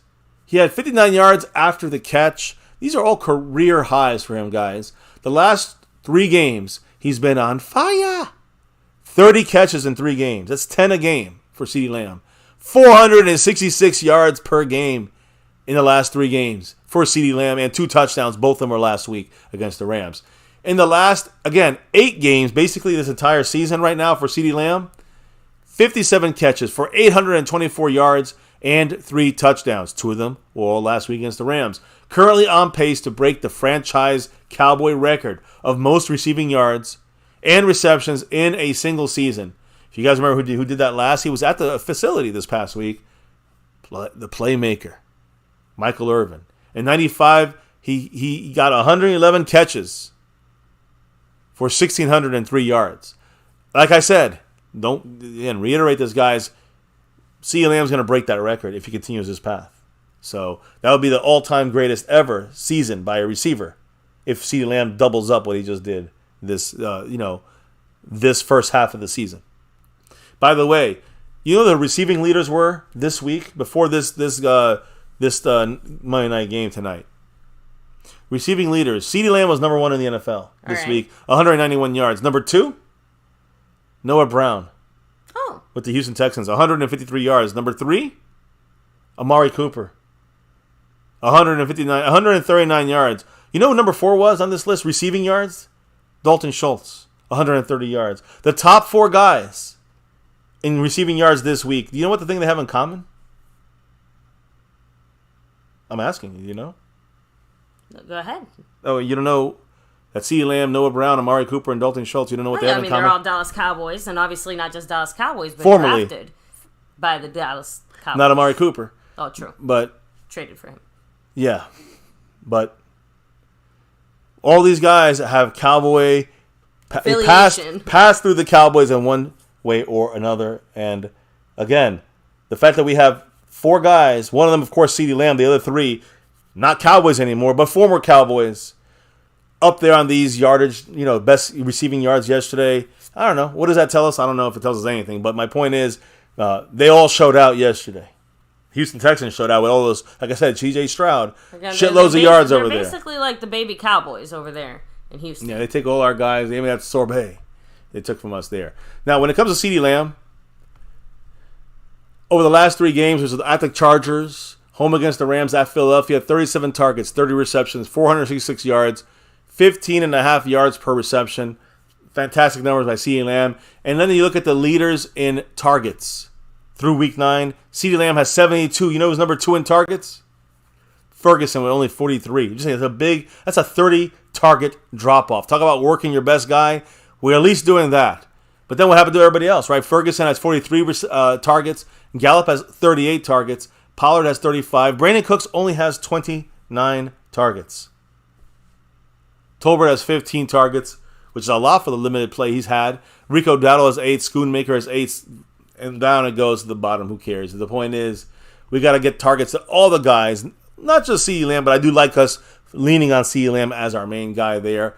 And, I'm going to say this again, on the offensive side, when it comes to the running back situation, I know it's been a bad running back year for us right now. Is it all Tony Pollard's fault? No, but he has gone. NFL high, 136 consecutive touches. That's running or catching without a touchdown. Tony Pollard. So no Tony Pollard hollering here. And I know that Mike McCarthy actually spoke a little bit about this stuff here when it comes to running back. But Rico Dowdle, do you guys want to see Rico Dowdle over Tony Pollard? I'm not really saying yes. I'm just saying maybe we need more Rico Dowdle. You look at the actual PFF analytical stats. Rico Dowdle has a 70.7 rating right there. Other comparisons, Saquon Barkley, 70.6 this year. A.J. Dillon, 70.6. Stevenson, 70.5. He's better than all these guys analytically. Bijan Robinson, Tony Pollard, Joe Mixon, Najee Harris, DeAndre Swift, Aaron Jones, Josh Jacobs. According to the numbers, Rico Dowdle, with a very small sample size, could be better than these guys as far as efficiency on the field. So Tony Pollard, watch your back. Maybe he loses a couple snaps here and there. I don't know. Do we go into a Michael Gallup mode here and Tolbert and kind of start giving? Do we give Rico Dowdle taking some snaps away from Tony Pollard? I think that may happen. Again, I said it before. I'm going to say it again. There's certain instances where we should be thinking Dowdle and not Pollard. And holy shit, how many times did we see Dowdle in the red zone? I can tell you right now, not nearly enough. I agree. My point stands. So, get him in the game more where it's more suitable to his skill set. I agree. Now, the last thing I'm going to talk about before you take over, baby, is Terence Steele. The biggest issue on our offense right now. It used to be Mike McCarthy and his play calling in the red zone. But guess what? That's improved. That's improved. Even Gotta give him credit. We still have ways to go or whatever, all of those things have had measurable improvements from week 1 to now. The one thing on offense has went backwards, Terence Steele. What's going on? Our offense. What's going on with on that last drive, that was ugly. But Terence Steele, in week 9 against the Eagles, according to PFF, the other thing was next gen. PFF said Terence Steele allowed 12 pressures. He allowed 7 hurried passes. And, of course, allowed 4 sacks. That is the single-handed issue to us losing that game yesterday. Again, it's a lot of reasons. Let me put it that way. But, I mean, if you take away half of those sacks, we win that game. He had a pass blocking grade, 15. So I don't think I've ever heard one that low before. For those asking and wondering about what's the situation with Steele, he only counts towards $11 million on the cap next year. So it's an $11 million hit for us next year. And we can't get out of his contract after next year in 2025 if they want to take a small hit. I got to hope he's going to get better. Are we giving up on him already? I mean, he's having a horrible start to his post-injury career right now, and we paid him the big money. This is the clown show. Like I've said, give him a 1-year deal, it's fine. Give Gallup a 1-year deal, it's fine. They don't play out to the way you want, don't sign him again. They're too proud. The Jerry Jones, Stephen Jones say, hey, this is our guy. We found him. We got this guy undrafted. Look what he did. We got this guy here, Gallup. We drafted him in the 3rd round. Yeah, look what he did. That's what they wanted. That's what they care about, and that's really number one and that's it. That's the only thing that Joneses care about, and that's why we pay guys like Terence Steele after an injury. Michael Gallup under an injury. It costs our drafted or our undrafted guys and that again, we found. The thing that bothers me the most is that the Cowboys didn't even necessarily get a deal on Terence Steele. It's not like we saved a significant chunk of money to the point where we're like, okay, well, I guess it makes sense. Like, we might have saved like $1 million. Listen. Like, you know what I mean? Like, we got him a tiny bit cheaper than we would have under other circumstances. Here's the thing. We did not get that much savings. We would have got a bigger savings if we had gave Michael Gallup a 1-year deal. And if he wanted to come back, we would have got him for $7 million. If we really wanted him back, we would have got Terence Steele instead of $11 million next year, $7 million. If he has a shitty year this year and gave him a 1-year deal, right? That's the thing. I don't understand why the Cowboys want to do it, and they put all this confidence, this blind confidence behind guys that are injured. Stupid clown show. So again, look at this offensive line this season. Chuma Edoga allowed 11 pressures. Tyler Biadasz allowed 14 pressures. Zach Martin allowed 13 pressures. That's a lot for him. Like I said, he had absolutely no help from the 2 guys next to him, and it showed. This for the season, though. Then you have Tyron Smith with 5 pressures. Tyler Smith with 4 pressures. The left side is, like you said earlier, locked down. But he's not playing every week. Chuma Edoga's there with 11, right? Mm-hmm. But Terence Steele had 12 against the Eagles. He has now 28 for the season. 28 pressures allowed. That's almost more than double. Actually, that is double Tyler Biadasz, who's the next on the team. 14. Ouch. That is unacceptable with Terence Steele. This is not a good thing. Terence Steele is a major issue to this team. And I'm maybe being harsh about it. I'm going to talk about the good thing here for a quick second, though. Tyron Smith and Tyler Smith. Now, there's Tyler Smith. Let me talk about Tyron Smith first. And you'll hear about McCarthy's thoughts about Tyron Smith. He really loves what Tyron Smith brought here. But Tyron Smith ranks 3rd. Tyron, number 77, in pass blocking efficiency. A 98.6 efficiency there. Among tackles this year, he's only allowed 5 pressures across 193 pass blocking snaps. And when it comes to the man, number 73, Tyler Smith, he ranks 2nd among all guards in the same metric after allowing just 4 pressures across 263 snaps in pass protection this season. He ranks 1st, number 1, in pass blocking grade with an 89.8, basically elite. So Tyler Smith, Tyron Smith, when he's healthy, Zach Martin, fantastic jobs, all 3 of them. Biadasz can be better. He's playing all right. He's average. Tyler Smith's playing dog shit, and he's getting paid one of the most on our offensive line. Tyler Smith, though, knocking it out the park. You know why? When you look at that's a PFF numbers. When you look at next generation numbers, ESPN, he allowed 2 pressures over 24 matchups against Jalen Carter. He only had he included just 1 pressure over 13 one-on-one match. This is Jalen Carter, the hot shit. One-on-one matchups. Tyler Smith just buried him. Jalen Carter only had 1 pressure in 13 one-on-one matchups with Tyler Smith. Tyler Smith has allowed a 3.3% pressure rate this year that is lowest among all left guards in the NFL. Number 1 in blocking. Fucking one of the best in allowing pressure. Can I also remind domination, baby, that this man was only legally allowed to drink less than a year ago, basically. He is extremely young, on the more extreme young side when it comes to NFL players coming in here, but it reminds me a lot of Tyron Smith. I'm telling you, he's Tyron Smith, Zach Martin, all pros, Hall of Famers. This guy is heading for that direction. It's funny, every first rounder we take, it's always we knock it out the park. Whoever does those picks on offensive line we need to sign up to a lifetime contract. and let him keep doing it. Whoever it is. I don't know if it's Will McClay, Chris Hall, whoever.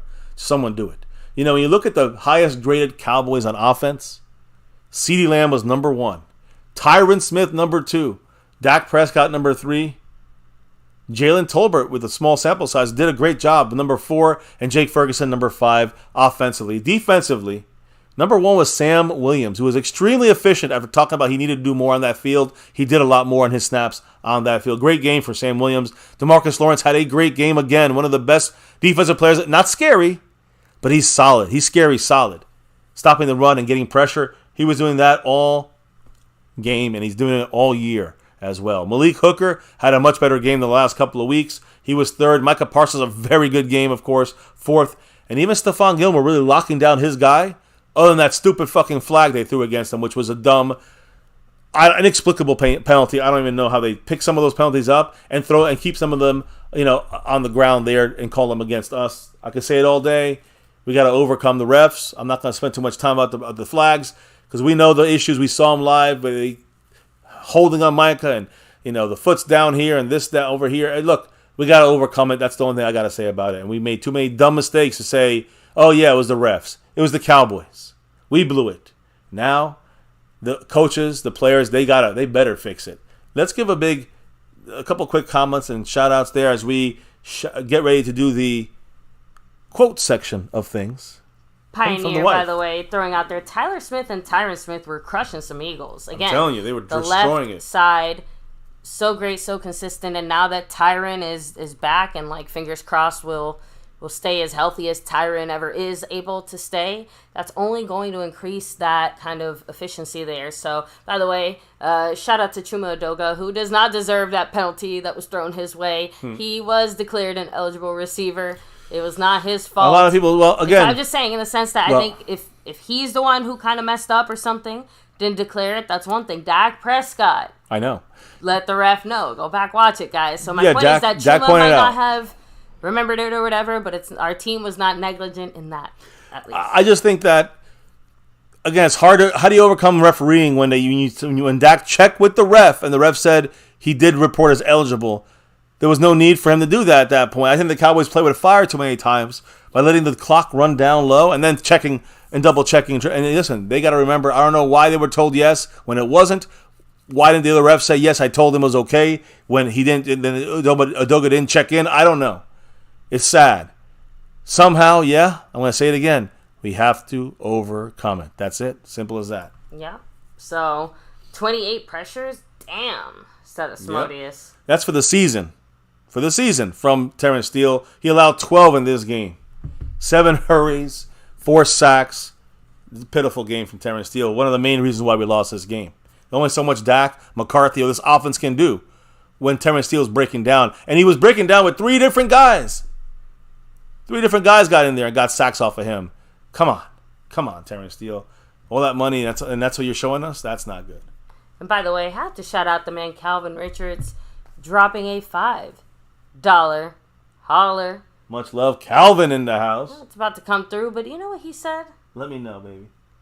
Didn't watch any football this weekend. The games are rigged. Yeah, I don't know about that. I don't believe in the script or the rigging.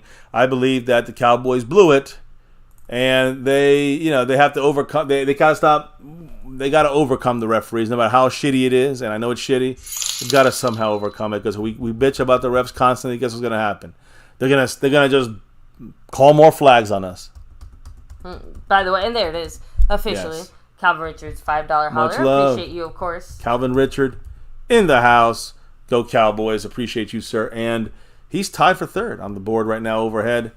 As we continue going forward, you got Retro Scotty hanging in there with 80 points on the Stream Boss. Skeptical Fan leading this week. He's a gifting champion, but he's leading this week in the Cash App. Snug X, Cash App King, 12 straight weeks. And the sponsor of the week, back-to-back like our 90s Cowboys. Retro Scotty on the board, and also Stream Boston and around there. In first place on the overall board right now. Amazing games. One of our winners, him and Skeptical Fan 1 and 2. They're the guys who won the jerseys this past weekend. Congrats to them on the big lunatic raffle we had. So, baby, I don't know if there's any quick color comments in there. Just running through a couple of quick comments, and then we're going to get to the all the quotes you got loaded up for us. I can't wait to hear from what they say. Seabass saying, I think Terence Steele might still be injured. You know, McCarthy did make a mention about the injury. He's saying when I'm blaming on injury. He said Terence Steele never blaming on injury, but he's still working on that injury situation. Well, why do we pay him $11 million? Yeah, I think it's less That's my that issue. He's still injured and more that, similar to lots of other ACL, MCL, all the L's, it takes time after you've been cleared to actually work your way back to that same level you were at before. You hearing that? So, is Gallup ever going to get there himself? Because he's also a guy that we're waiting for in A. I mean, it took him almost a whole year. That's what I'm saying. So, yeah, Cowboys got a lot to overcome. I think we have to manage our expectations with Terence Steele for the rest of this season. And that's the problem. Why do we pay him that kind of money on managing expectations? If the smart thing is to let him play poorly. Yeah. Now, and then you sign him for less. Now, one thing is all. about Micah being held. Finally, it was the first time basically all year that I saw Micah get mad and go up to the ref and tell him they were holding me. What the fuck are you going to do about it? Now, did it result in an actual flag being thrown? No. But were the refs watching for that shit for the last drive or two after that? Yes. And Micah was definitely getting pressure all game, even being held. So, you know, all it did was make it a little easier for Micah to get in the backfield there and disrupt. After that, he needs to open his mouth more often and do that shit. I don't know about getting a flag or what is it called if you're unsportsmanlike or something. But he needs to make it known he's being held, not just complain to the wind. He needs to complain to the ref, and he did that. And you know, he had a great game. Micah Parsons, the defense had a lot of faults yesterday, but Micah played a great game as he always does. We just need more guys to see. The thing is this with the defense. The defense, everybody wants to add more guys to this team, or add a pass rusher or a linebacker. It's scary. It's a big name. Do we really need that though? Some people say yes. I think that it's more about the guys we currently have do a good job, but some of them got to step up and do better. They got to be scarier. That's what they're brought here for. That's what they're here for. That's their role in the team, and they're not as scary as they need to be. Bringing another guy to this team, is that going to make a difference? I don't know. I'm not sure if they will be. I don't know. Maybe it will. But the reason that the Cowboys like the current crop of guys we have, because they're supposed to be the guys that have to play a little bit more, have to up their game just a little bit. They don't have to go up to superstar status. They just got to up their game a little bit more, and a lot of them are falling short of that. The defense is very inconsistent, and that's going to kill us against tough teams in the regular season, and it's going to be the end of us in the playoffs. It's going to be the end of us. You're going to want the offense to come back, but the defense is going to put us in holes, and that's going to be the end of us if we do not get more consistent. Just speaking the facts, guys. Offense, defense, special teams all had a role in our loss against the Eagles, and they all are to blame, as well as the coaches, the players, different levels of it for each player, or whatever it may be, different levels on it when it comes to the coaching. Nonetheless, they need to get blamed. Everyone gets blamed, and it wasn't, again, Terence Steele might be the biggest sore thumb, but you got to help him out, McCarthy. You got to give him, like you said, tight ends to chip a little bit, to help out Terence Steele. If he's having injury issues from his injury, then he's got to play fucking better. Then you got to get another guy there to help him if he can't do it, right? No, nothing like that right now. Maybe we'll see in the future, but not in game. We didn't see that from McCarthy. Anyways, a lot of people spoke. Maybe I'm gonna let you handle it. Who spoke after the game? I don't know if you are ready for that or not. Yeah. Ready to go? Let's roll. So you gotta let me know so I can know who to put up on the screen. Who spoke last night after the game?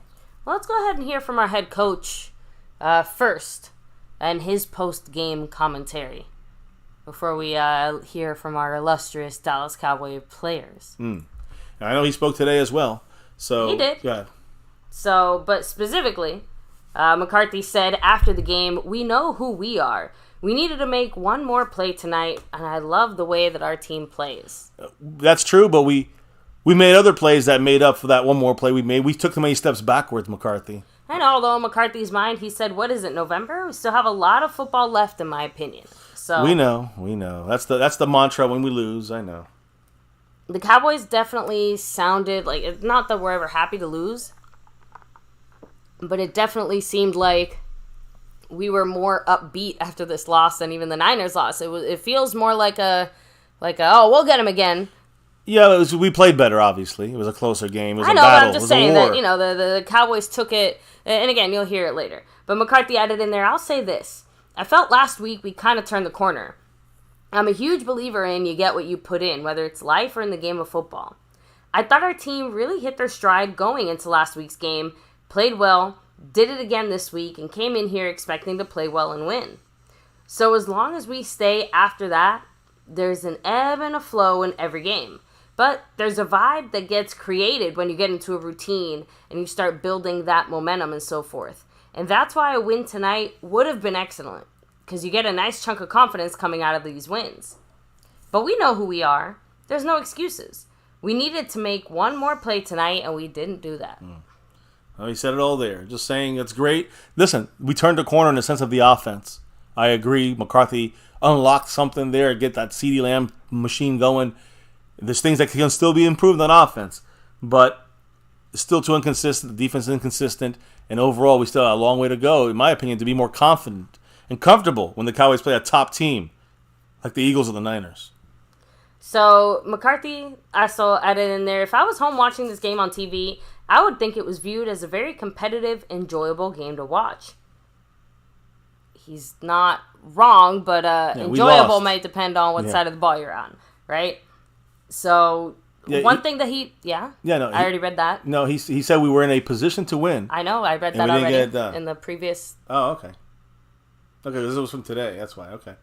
So go ahead. And he also spoke about spiking the ball after that sack that Dak incurred from what's his name, Mr. Steele there. Yeah. So we got up and threw the ball out of bounds. Yeah, right? and then the whole Tolbert situation, right? So no, that was we threw it out of bounds to Tolbert in the end zone, the back of the end zone. This was not the fourth down play. This is right at the end where Dak got sacked and then had to get up instead of spiking the ball. We ran a play and then threw the ball into the end zone and it stopped the clock with 5 seconds. If we had spiked the ball, we could have had 2 plays and kind of managed those plays a little better than just rushing it. You know, like we did that. We wasted a play and that wasted time and that was stupid. Yeah, I think a Hail Mary hits a little different from midfield versus like, a 20, 30-something yard play instead. I'm confused. I'm sorry. I didn't understand. Last Yeah, that was 20. Yeah, that was like 27 yards or 29 yards, something like that. 30 yards out we were from that play. My point is that if we could have got a play closer, we could have got 10 yards closer. It would have been a 15-yard final play. Yeah, so let's hear what McCarthy said specifically. He said that's the other option. It's a situation we practice quite frequently, frankly, every Friday or Saturday. So it's a 9-1-1 or a clock. Spike, we call it clock. Yeah, that's definitely a part, but the gain in the 9-1-1 is a transition of the play because they have to react to it too. And the clock obviously gives you your chance to set the play. So what he's saying is that because of the time running, the Eagles couldn't switch out their guys and we want to take a shot at the end zone. It just seems a little rushed, a little silly. Why do the Cowboys never produce points or a big play when they're doing that? The last time I remember that was against the fucking Packers, against McCarthy, when Dak was a rookie in 2016, where we did that quick no snap, or I say they did it to us, I think, but we've done that to a couple teams. I don't remember it ever working, and it still's not working. So you should have spiked the fucking ball, and that's on Dak and McCarthy. Should have called spike, not option clock there, whatever the fuck they called it, and get a chance to set up 2 plays instead of 1 Hail Mary from 30 yards out. You set up 2 plays, you get 1 play closer. So you're at 20 or 15 yards out. Remember, the Eagles dropped everyone back in coverage. We should have quick pass and taken a more feasible shot into the end zone. But nope, we want to go for that 30-yard bomb, so to speak. So McCarthy also said this real quick about Jake Ferguson, saying he's the lead dog in the room. That's Hell true. Yeah, he is. That is true. So, and again, very frustrated still that we didn't see more Rico Dowdle during certain situations. McCarthy threw out there that, at least for him, he said, I'm comfortable with our playtime right now in regards to getting Rico more playtime and stuff. So sounds like we're going to stick with little Rico and lots of Pollard. Now, he also talked about Tyron Smith and how he played against Philly. One of the best things he remembers seeing Tyron Smith was in this game. He said, that's the Tyron Smith that I remember. That's the best game I've seen Tyron play since I've been here my time in Dallas. So, Agreed. Yeah, and by the way, for practice, he did mention that he's going to be limiting Tyron Smith, his practices. He's going to have veteran days and takes days off this week to manage that neck stinger issue. Yeah, make sure he's good to go for this Sunday. Yeah, against the Giants. So that's the plan for him going forward. What about Terence fucking Steele, who underwent that ACL, MCL, and MPFL surgery He tore all three guys, signed him through a big contract. He's out there at right tackle playing his worst game I've ever seen him play. I mean, that sounds since like his rookie My Little year. Pony or Since something. his rookie year. Remember, rookie year, every game was horrible for Terence Steele. This year, he's looking like old Terence Steele now. So, yeah, My Little Pony, all right. So what did McCarthy say about Terence Steele? Like anything, anytime anyone has a major joint injury, that first year back is a challenge. There are things that he has to continue to work through because of the injury, but yes, it wasn't his best game. He is definitely still fighting back a little bit from the injuries. So, pretty much confirming again, he's not hurt. He's not like actively injured. He's just doing exactly what every other guy coming back from that type of injury is doing, which is not be 100%.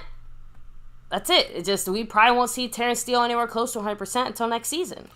That's just the fact, the reality of the timeline. I have no problem with that. We know this. The problem I have is why the clown shows sign him. But guess what? Off of that. Even with the injury and stuff, no excuses, right? McCarthy threw in there, we've looked at it, he's looked at it, and we'll definitely learn from it. I hope so. As far as the mistakes and the blown plays and situations. Now, I know McCarthy. We have a big problem with the spreading of the ball. I like that they're going to CeeDee Lamb, but where's everybody else? Brandon Cooks has the lowest he's ever had in his career in 7 games for him. Cooks has 17 catches, 165 yards, and 2 touchdowns. As the Cowboys enter the last final 2 months of the season, he has to get more production on that field. So what did McCarthy say about the lack of production or the lack of targets for Brandon Cooks? He said, I don't play fantasy football. We have game plans. And I think it's important. This is general for guys. Because our system is built on making the quarterback successful. Now he's blaming Dak on this? I don't get that. But he seemed a little confused when he was asked about the ball distribution to all the receivers. He said, quote, come on, I don't think that's a real evaluation. Interesting. Again, I agree with focusing on your number one guy, your elite guy, or your top guy, which is CeeDee Lamb. But you do have to find ways to get also Brandon Cooks more involved. And somehow Gallup getting separation or something, he can make a difference on this field. So, I don't know. But when it comes to Brandon Cooks, I know that McCarthy said a lot more about that situation and kind of went a little deeper into things when it comes to Brandon Cooks and his usage, his production, his targeting from our offense. Yeah, McCarthy added in there, I'm not looking for a pass by no means, and I don't know if I'll ever get one here. I think some of our games early in the year, we played some out-of-balance games. How many times have we thrown the ball north of 40? I think if you want to be a top offense in the league, you definitely want to throw it 40 and run it 30 and be out there for 70 plays. We haven't played a lot of those games too. I think statistics are really for the end of the year. We're all conscious of it every week. You guys make me conscious of it. We're aware of it. We're definitely aware of it. Well, going into the end of this fourth quarter of this game, Dak threw a pass over Cooks' head. Remember, he was like, he's not 10 feet tall. He's not Wemby out there. So when Dak misfired over an important play there, getting closer to the end zone around the sidelines, he missed Brandon Cooks. What did he say about that part of? What did he say about that part of things? Yeah, McCarthy said he was a big part of the production. We had a tremendous amount of production in the past game, and Brandon and all the guys are part of that. I get it. You want to see the ball spread out to everybody, which it was. Anytime a guy comes up short, you want to see him get more targets and opportunities. He's as good of a pro as I've worked with. We'll definitely focus on that moving forward, but he is still part of their production. Well, he better, again, McCarthy, you gotta do something about finding a little more from Brandon Cooks. You gotta start cooking a little more with him, because right now it seems like he's forgotten, and CeeDee Lamb is the man, but why is he getting all the play, which is great. I love it. I love CeeDee Lamb taking over as an elite number one, but I want to know why aren't the Cowboys maybe trying a little bit more to find ways to get Brandon Cooks involved? Just find ways to get another star player in there. It's only going to help the offense. Especially when CeeDee Lamb's bracketed or doubled. You're going to have Brandon Cooks. You're going to know how to get him open. Didn't see that yet. I know what you're saying about the games, the flow of the game, and the score of the game, whatever. But we should be seeing more Brandon Cooks, in my opinion, in this near future. So, anyways. That was everything from him, right? Yeah, from Mr. Mike McCarthy? From Mr. Mike McCarthy yesterday and today. Okay. Included. But I did want to come in here, touch on what our players had to say. And again, a few players spoke more than others. Dak Prescott, obviously, spearheading the lead here. On offense, for sure. Speaking to the media. As far as the loss, Dak said everyone in that locker room believed. And we still do. Don't get me wrong. We were inches away, as we talked about, on 3 different plays from this being a different game or being a different outcome. We are getting better, I can promise you that, and are going to continue to get better. We are getting better, and we're okay. We're damn sure we're okay. So Dak is very confident in this Cowboy offense. Listen, I like what we saw, too. I think we're okay. On offense, believe it or not, against the Eagles' defense, we're okay. I agree. I know, but okay doesn't win you games. Dak also threw in there, though, it is a game of inches. That's why you have to love this game. It's tough. It's tough to win, and we battled our asses off. Obviously, they did, too. Great NFC East matchup. An inch or two on one of those 3 plays, and we'd be talking about a different outcome. And we all agree. We know. A couple times, a couple plays, a couple inches, it made the difference. Now, Dak, ever the optimist, saying a lot of good things came out of this game despite the loss. On the road, division game, great opponent that they are, success that they've had in their environment. It sucks in the moment, but a lot of good we can take from this and use as we keep going. We got close and we were doing things the right way. We just got to go get an inch here or an inch there and make that difference, and we'll find a way to gain that. So, again, we're just looking for opportunities there, but unfortunately the type of opportunities that came knocking were not the ones we needed. So, Dak obviously added in there. I mean, obviously, if that, as in this past game, was considered a test, we didn't pass it. Have to agree with that statement there by Mr. Prescott. Adding in there, it sucks. You want to come into this game, everybody in that locker room believed, and we still do. Let me see. Don't get me wrong, we were inches away on 3 different plays from this being a different game or being a different outcome. We are getting better, I can promise you that. We're going to continue to get better. We're getting better, and we're okay. I feel like, that was it from Dak Prescott. No, that was it? Yeah, so that was it from Dak Prescott. Again, honestly, did he really say anything the usual new there? Quarterback of the Cowboys of lingo there, just the usual safe stuff. Well, you expect, he's not going to get mad, he's not going to lose it, he's not going to, he did what he could, and it wasn't enough against this team, against the Eagles. So, now we heard from our number 2 player on the team, basically, or really the number 1 player overall, Micah Parsons, actually, spoke and had quite a few things to say. He came at it from a different perspective, though. Surprisingly positive, I guess you could say. Let me know what you guys think, because he said, I feel like we have even more confidence now. I feel like everyone had us out, and everyone was praising this Eagles team. Obviously, we gave them their best fit. I'm not even going to spit fuel in the fire. We'll see him in 4 weeks. All right, Mike. I mean, we will see him, and we may win. But we have to play with less stupidity than we did this game against the Eagles, or we'll lose again. So, Micah said, we know we played good enough to win that game, but we didn't. That's just how the dice roll sometimes. Sometimes we play good enough, and good enough isn't good enough, and that's just the reality of the game. I feel like we have even more confidence now. I feel like everybody had us out, and everybody was praising the Eagle team.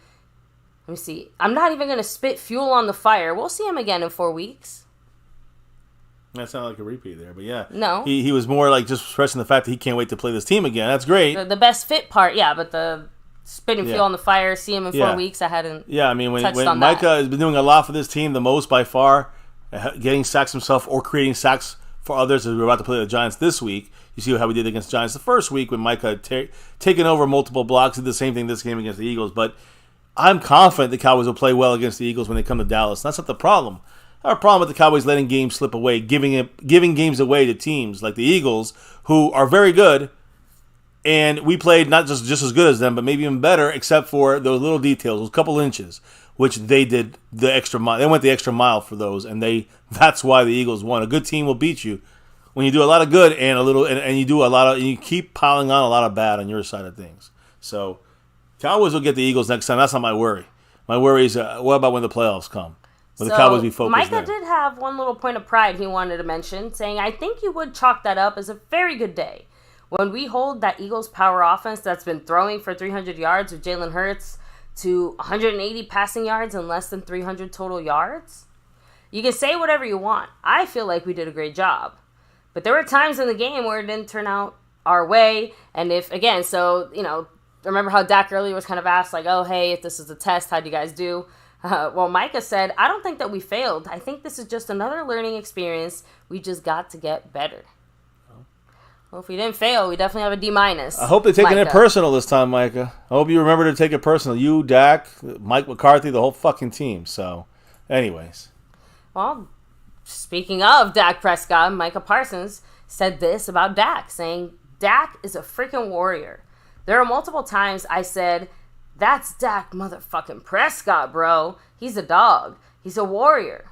I have an unbelievable amount of confidence in him. I felt he had a great game.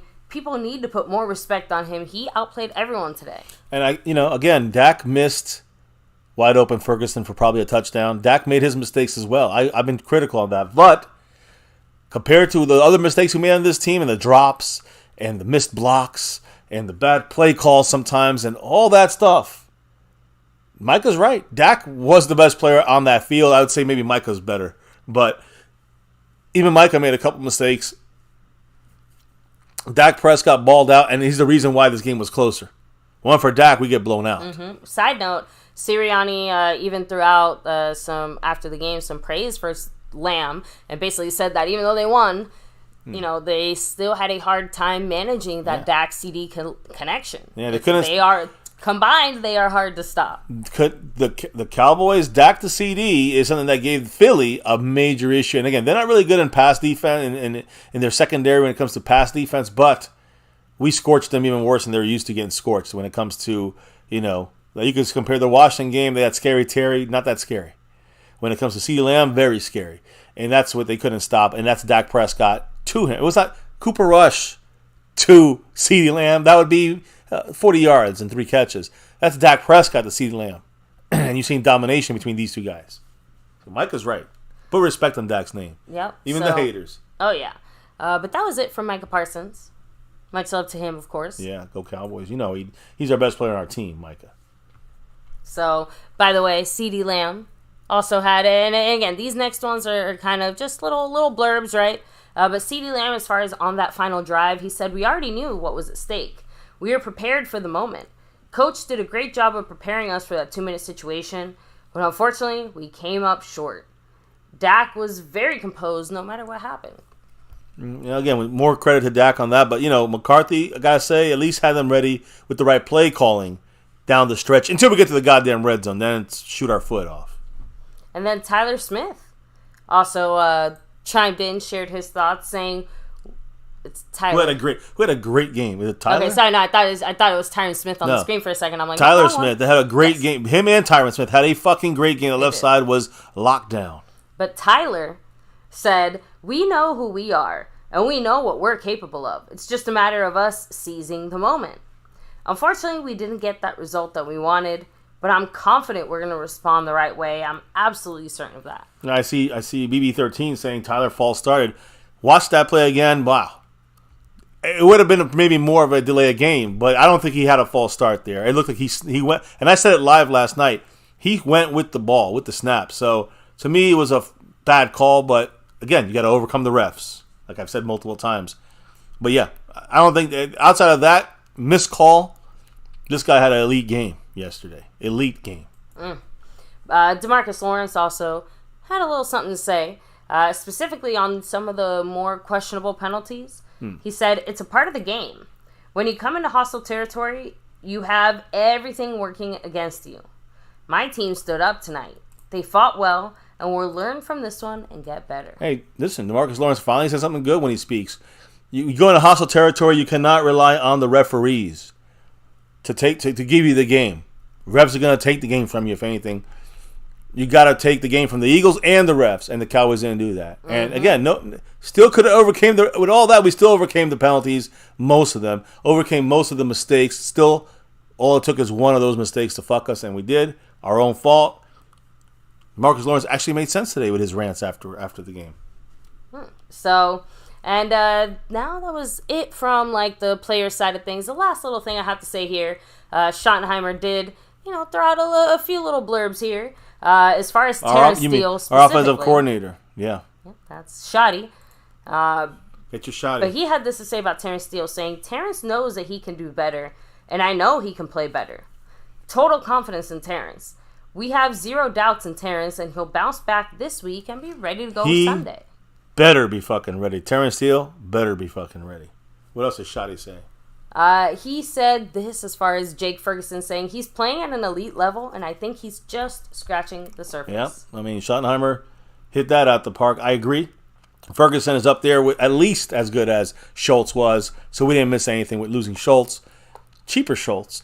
And a guy with a higher upside than Schultz, in my opinion. So we'll see what happens. Like I said, more passes to Cooks and Ferguson the rest of this year, along with keying on CeeDee Lamb on the offense and this aggressive offense going on. I like where we're going with the offense.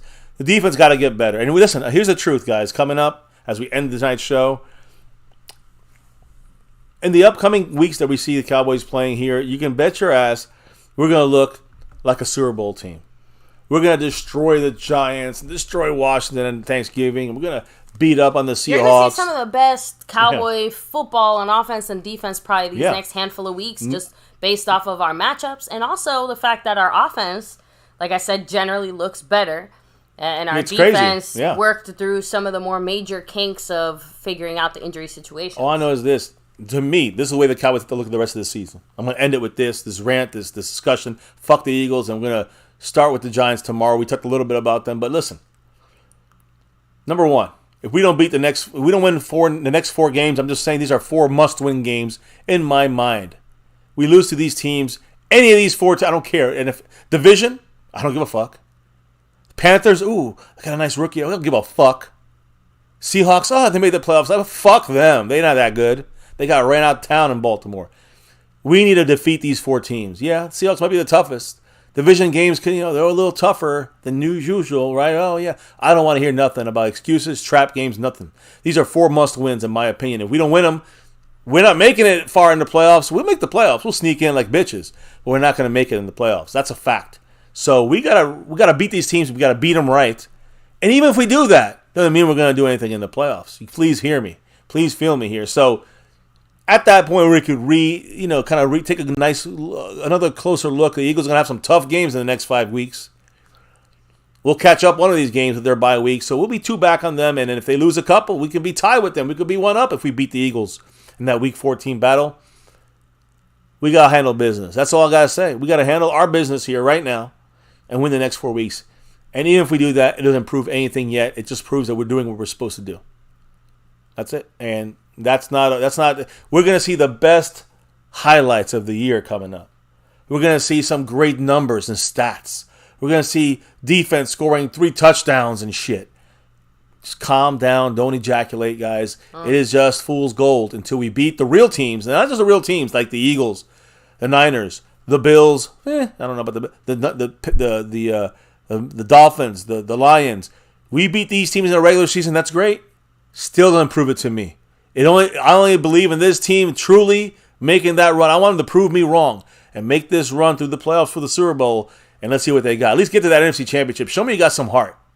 Tell me you learned something after the last 2 years, now 3 years, with the same kind of mindset of not taking games personal. So I want to see this team grow the fuck up, and they better do it because we got half a season to go. The playoffs are going to be one and done. If we stay this way, we are one and done, guys. That's why I get more frustrated than maybe some of you guys. We got a long season. Fuck that shit. We don't have a long season. Thing's over quick. And it's over quick in the playoffs if you don't win that fucking wild card game, the divisional round game, the championship game, the Super Bowl. Yep, and that's Alex the goal. Throwing out there, it's a week-to-week league. Boys showed heart, and I still believe, no question. I agree. Of course, we all believe, but the reality is, do you believe this team can beat the Niners in the playoffs when it counts in those last drives? Do you believe that we're managed that way? Do you believe we can beat the Niners or the Eagles in the playoffs when it counts? I know we can. I know we're a better team than what we showed against the Niners, and I know we're a better discipline. I know we can play better overall, just eliminate a couple mistakes. Still looks sloppy. We still would have beaten the Eagles. So I know we can beat these teams, but whatever we do, it always seems that they do one thing less than us, the Eagles or the Niners, when it comes to where the games that really count. So they got to prove it to me. Fool's gold. I believe this team is one of the best teams in the NFC. But I don't believe that they're going to win the NFC until they show it to me. They got to show it. And it's not by beating the Giants by 50 points. That's not showing me anything but what we're supposed to do. That's what I mean. Anyway, we'll take it week by week, and we'll revisit the Eagles-Cowboys situation in December when we meet the Eagles again in Dallas. That's going to be obviously a huge week. If we handle business, go 4-0, they might stumble a couple games. We got a shot to do something there at Sunday Night Football in the middle of December. Beginning of December, I guess. And again, we won't talk about that. They got the bragging rights. They won. Congrats to the Eagles. But I still say fuck Philly, and we'll see you again. Anyways, who's in the house, baby? It was you lock this and rock this out for the night and relock and reload for another show tomorrow as we get ready for the New York Football Giants, who right now look like they're decimated, and we should wipe the floor with this Giant team. Anyways, hit it up, baby. Last comments and shout-outs. Thank you to Alex, Little Dallas Cowboy, Aztec Aguilar 04, much love, BB13. We're back here, and yeah, we definitely need to see our defense showing up and causing those types of turnovers or game-changing situations against the better against teams that aren't garbage. Yeah, against the next 4 weeks teams, you're going to see the defense play like the Bears of the '85. So BB13, much love to you. Rolling back a little bit here. Correct, Azteca. We're playing good at home. 11 games in a row at home, and of course, 4 of our next 5 games are at home. Eagles being the final out of that 5. Can't wait. Let me see here. Jose Mendoza, even you. Mr. Kima in the house. BB13. Let me see. Pioneer, of course, much love. Amazing Games. Cleveland Brown. Asmodeus. Alex. No, just making sure I go back. Amazing Games, of course. Seabass, much love to you. Yeah, Seabass and over everything. Amazing Games, the top spot right now, running things. You got Skeptical Fan running things as our gifting champion, and also no gifting champion right now in the lead, but we do have Skeptical Fan leading the Cash App. While you have the man, you know why he's here, Retro Scotty, 80 points in the stream, boss. You thought I was going to say someone else. You thought I was going to say, well, I'll say him now. Our sponsor of the week, back to back, like our 90s Cowboys, and our Cash App king for 3 straight months. 12 straight weeks, maybe going for that all-time streak record. We'll see. Right now, of course, like I said, Skeptical Fan is in the lead. SnugX trying to go for 13. He's got 12 on it right now. And I'm going to get this ugly-ass score off the screen. Do that. We can get rid of this crap. Away, much love. Just glad you're able to at least pop in here and say hello and hi. Again, to everybody here chilling, relaxing, hanging with us, listening, sharing your thoughts, letting us know how you're feeling, what you're thinking. Thank you. Yes, and we understand. Can't do it without you. Of course, other people we can't do it without, like our current sponsor of the week. Thank you. And guys, the new people in the house here, like Third and Goal. Part of the family here. Yes, so yes, whether it's SnugX, Third and Goal, the newest member here, old school people here, like Skeptical Fan, Jason Renfro, they're leading their respective boards over there. The overall board, Amazing Games, SnugX taking over. Much love to everybody in the house. Retro, 79 points on the stream, boss. Cannot do this without your guys' love and support and nightly conversations back and forth. But baby, why do we do this each and every night here for over 6 years on My Cowboys Family here on YouTube? Why do we do this every single night? It's that navy blue, that silver too, and that star over everything. Win, lose, or draw, good, bad, or ugly. Here in this channel, even with our disagreements, even with my negativity, I guess you could say sometimes, I know what I've seen for 27 years, but no matter what, here we all want that number 6 and beyond, and no matter what, here we rep that star over everything. My Cowboys Family, 6 years and beyond, 7 years doing this thing on live weekly game day reactions, cameras on and emotions out. Thank you for rocking with us here in this little corner of YouTube, the best fans of all. But guys, here in My Cowboys Family, never forget the number one thing here, now and forever. As always, go Cowboys. You see my shirt? Let's get that 6 and beyond sooner than later. Thank you all for dropping your knowledge in the chat all night long. Truly appreciate the back and forth there. This don't work without your guys' input. And also, of course, appreciate everybody on that side. Appreciate everybody dropping the love from above. Kicking off a brand new week. Shouting out Skeptical Fan, Clark Motherfucking Kent, Amazing Games, Retro Scotty, The Lunatic, and Calvin Richard Much love to the family on that side of things. Can't do this without the best fans of all YouTube. Now it is time to clock out and drop out officially and relock and reload tomorrow for another show as we break down and bust up a first look at the New York Giants. You know Jerry Jones is going to talk tomorrow. I'm sure we'll have other conversation quotes and stuff that come out, but maybe Martavius Bryant on the Cowboys. Ooh. But, of course, we'll be breaking down the first look at the New York Giants tomorrow and more right here in My Cowboys Family. So, baby, on that note, before we come back for tomorrow, we got to say goodnight tonight. And before we drop out for the night, what do we got to do? We got to drop the beat. Oh, yeah. Beat's been dropped, guys. Thank you for dropping in, dropping your thoughts on our Cowboys. If you're watching us in the replay, drop a comment, and I'll heart it, like it, comment on some of them. Appreciate all you guys' input to the channel, to the streams, and about our Dallas Cowboys. We got to get better. I know. We had a great battle. Commendable. Hard fought. I love that, but we didn't get the win. And that bothers me the most. And we got to get that win much more often and consistent than we'll be doing against these good teams. Enough excuses. It's about doing it. And as you can see, this recap / rant, blind refs or not, got to overcome them. It hurts to discuss this game. We did it. The true fans, stay here. Relish these moments because we always come back. Yeah, unfortunately for more, but hey, I tell you, it's going to pay off one day. Terence Steele, when is he going to pay off? Right now, I don't know. Schoonmaker, definitely not paying off.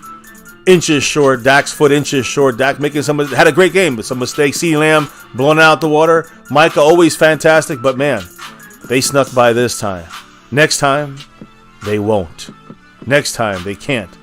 Next time, it's a dub for our Cowboys. Here in MCF, it's about that navy blue, that silver too, that star always over everything. Never ever forget the number one thing right here on My Cowboys Family. Much love to everyone in the house. Congrats to the Eagles. We hate the Eagles, but congrats to those fans out there that are true and watch it. Keep up with their Eagles. Either way, fuck Philly. It's always about that star over everything. See you back here tomorrow. Have a good night, guys. Stay safe. Peace. And never ever forget, no Cowboys.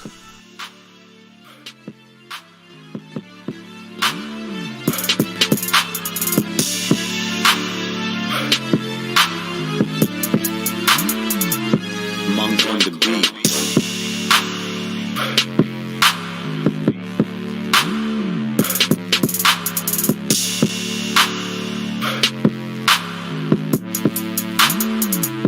Monk on the beat.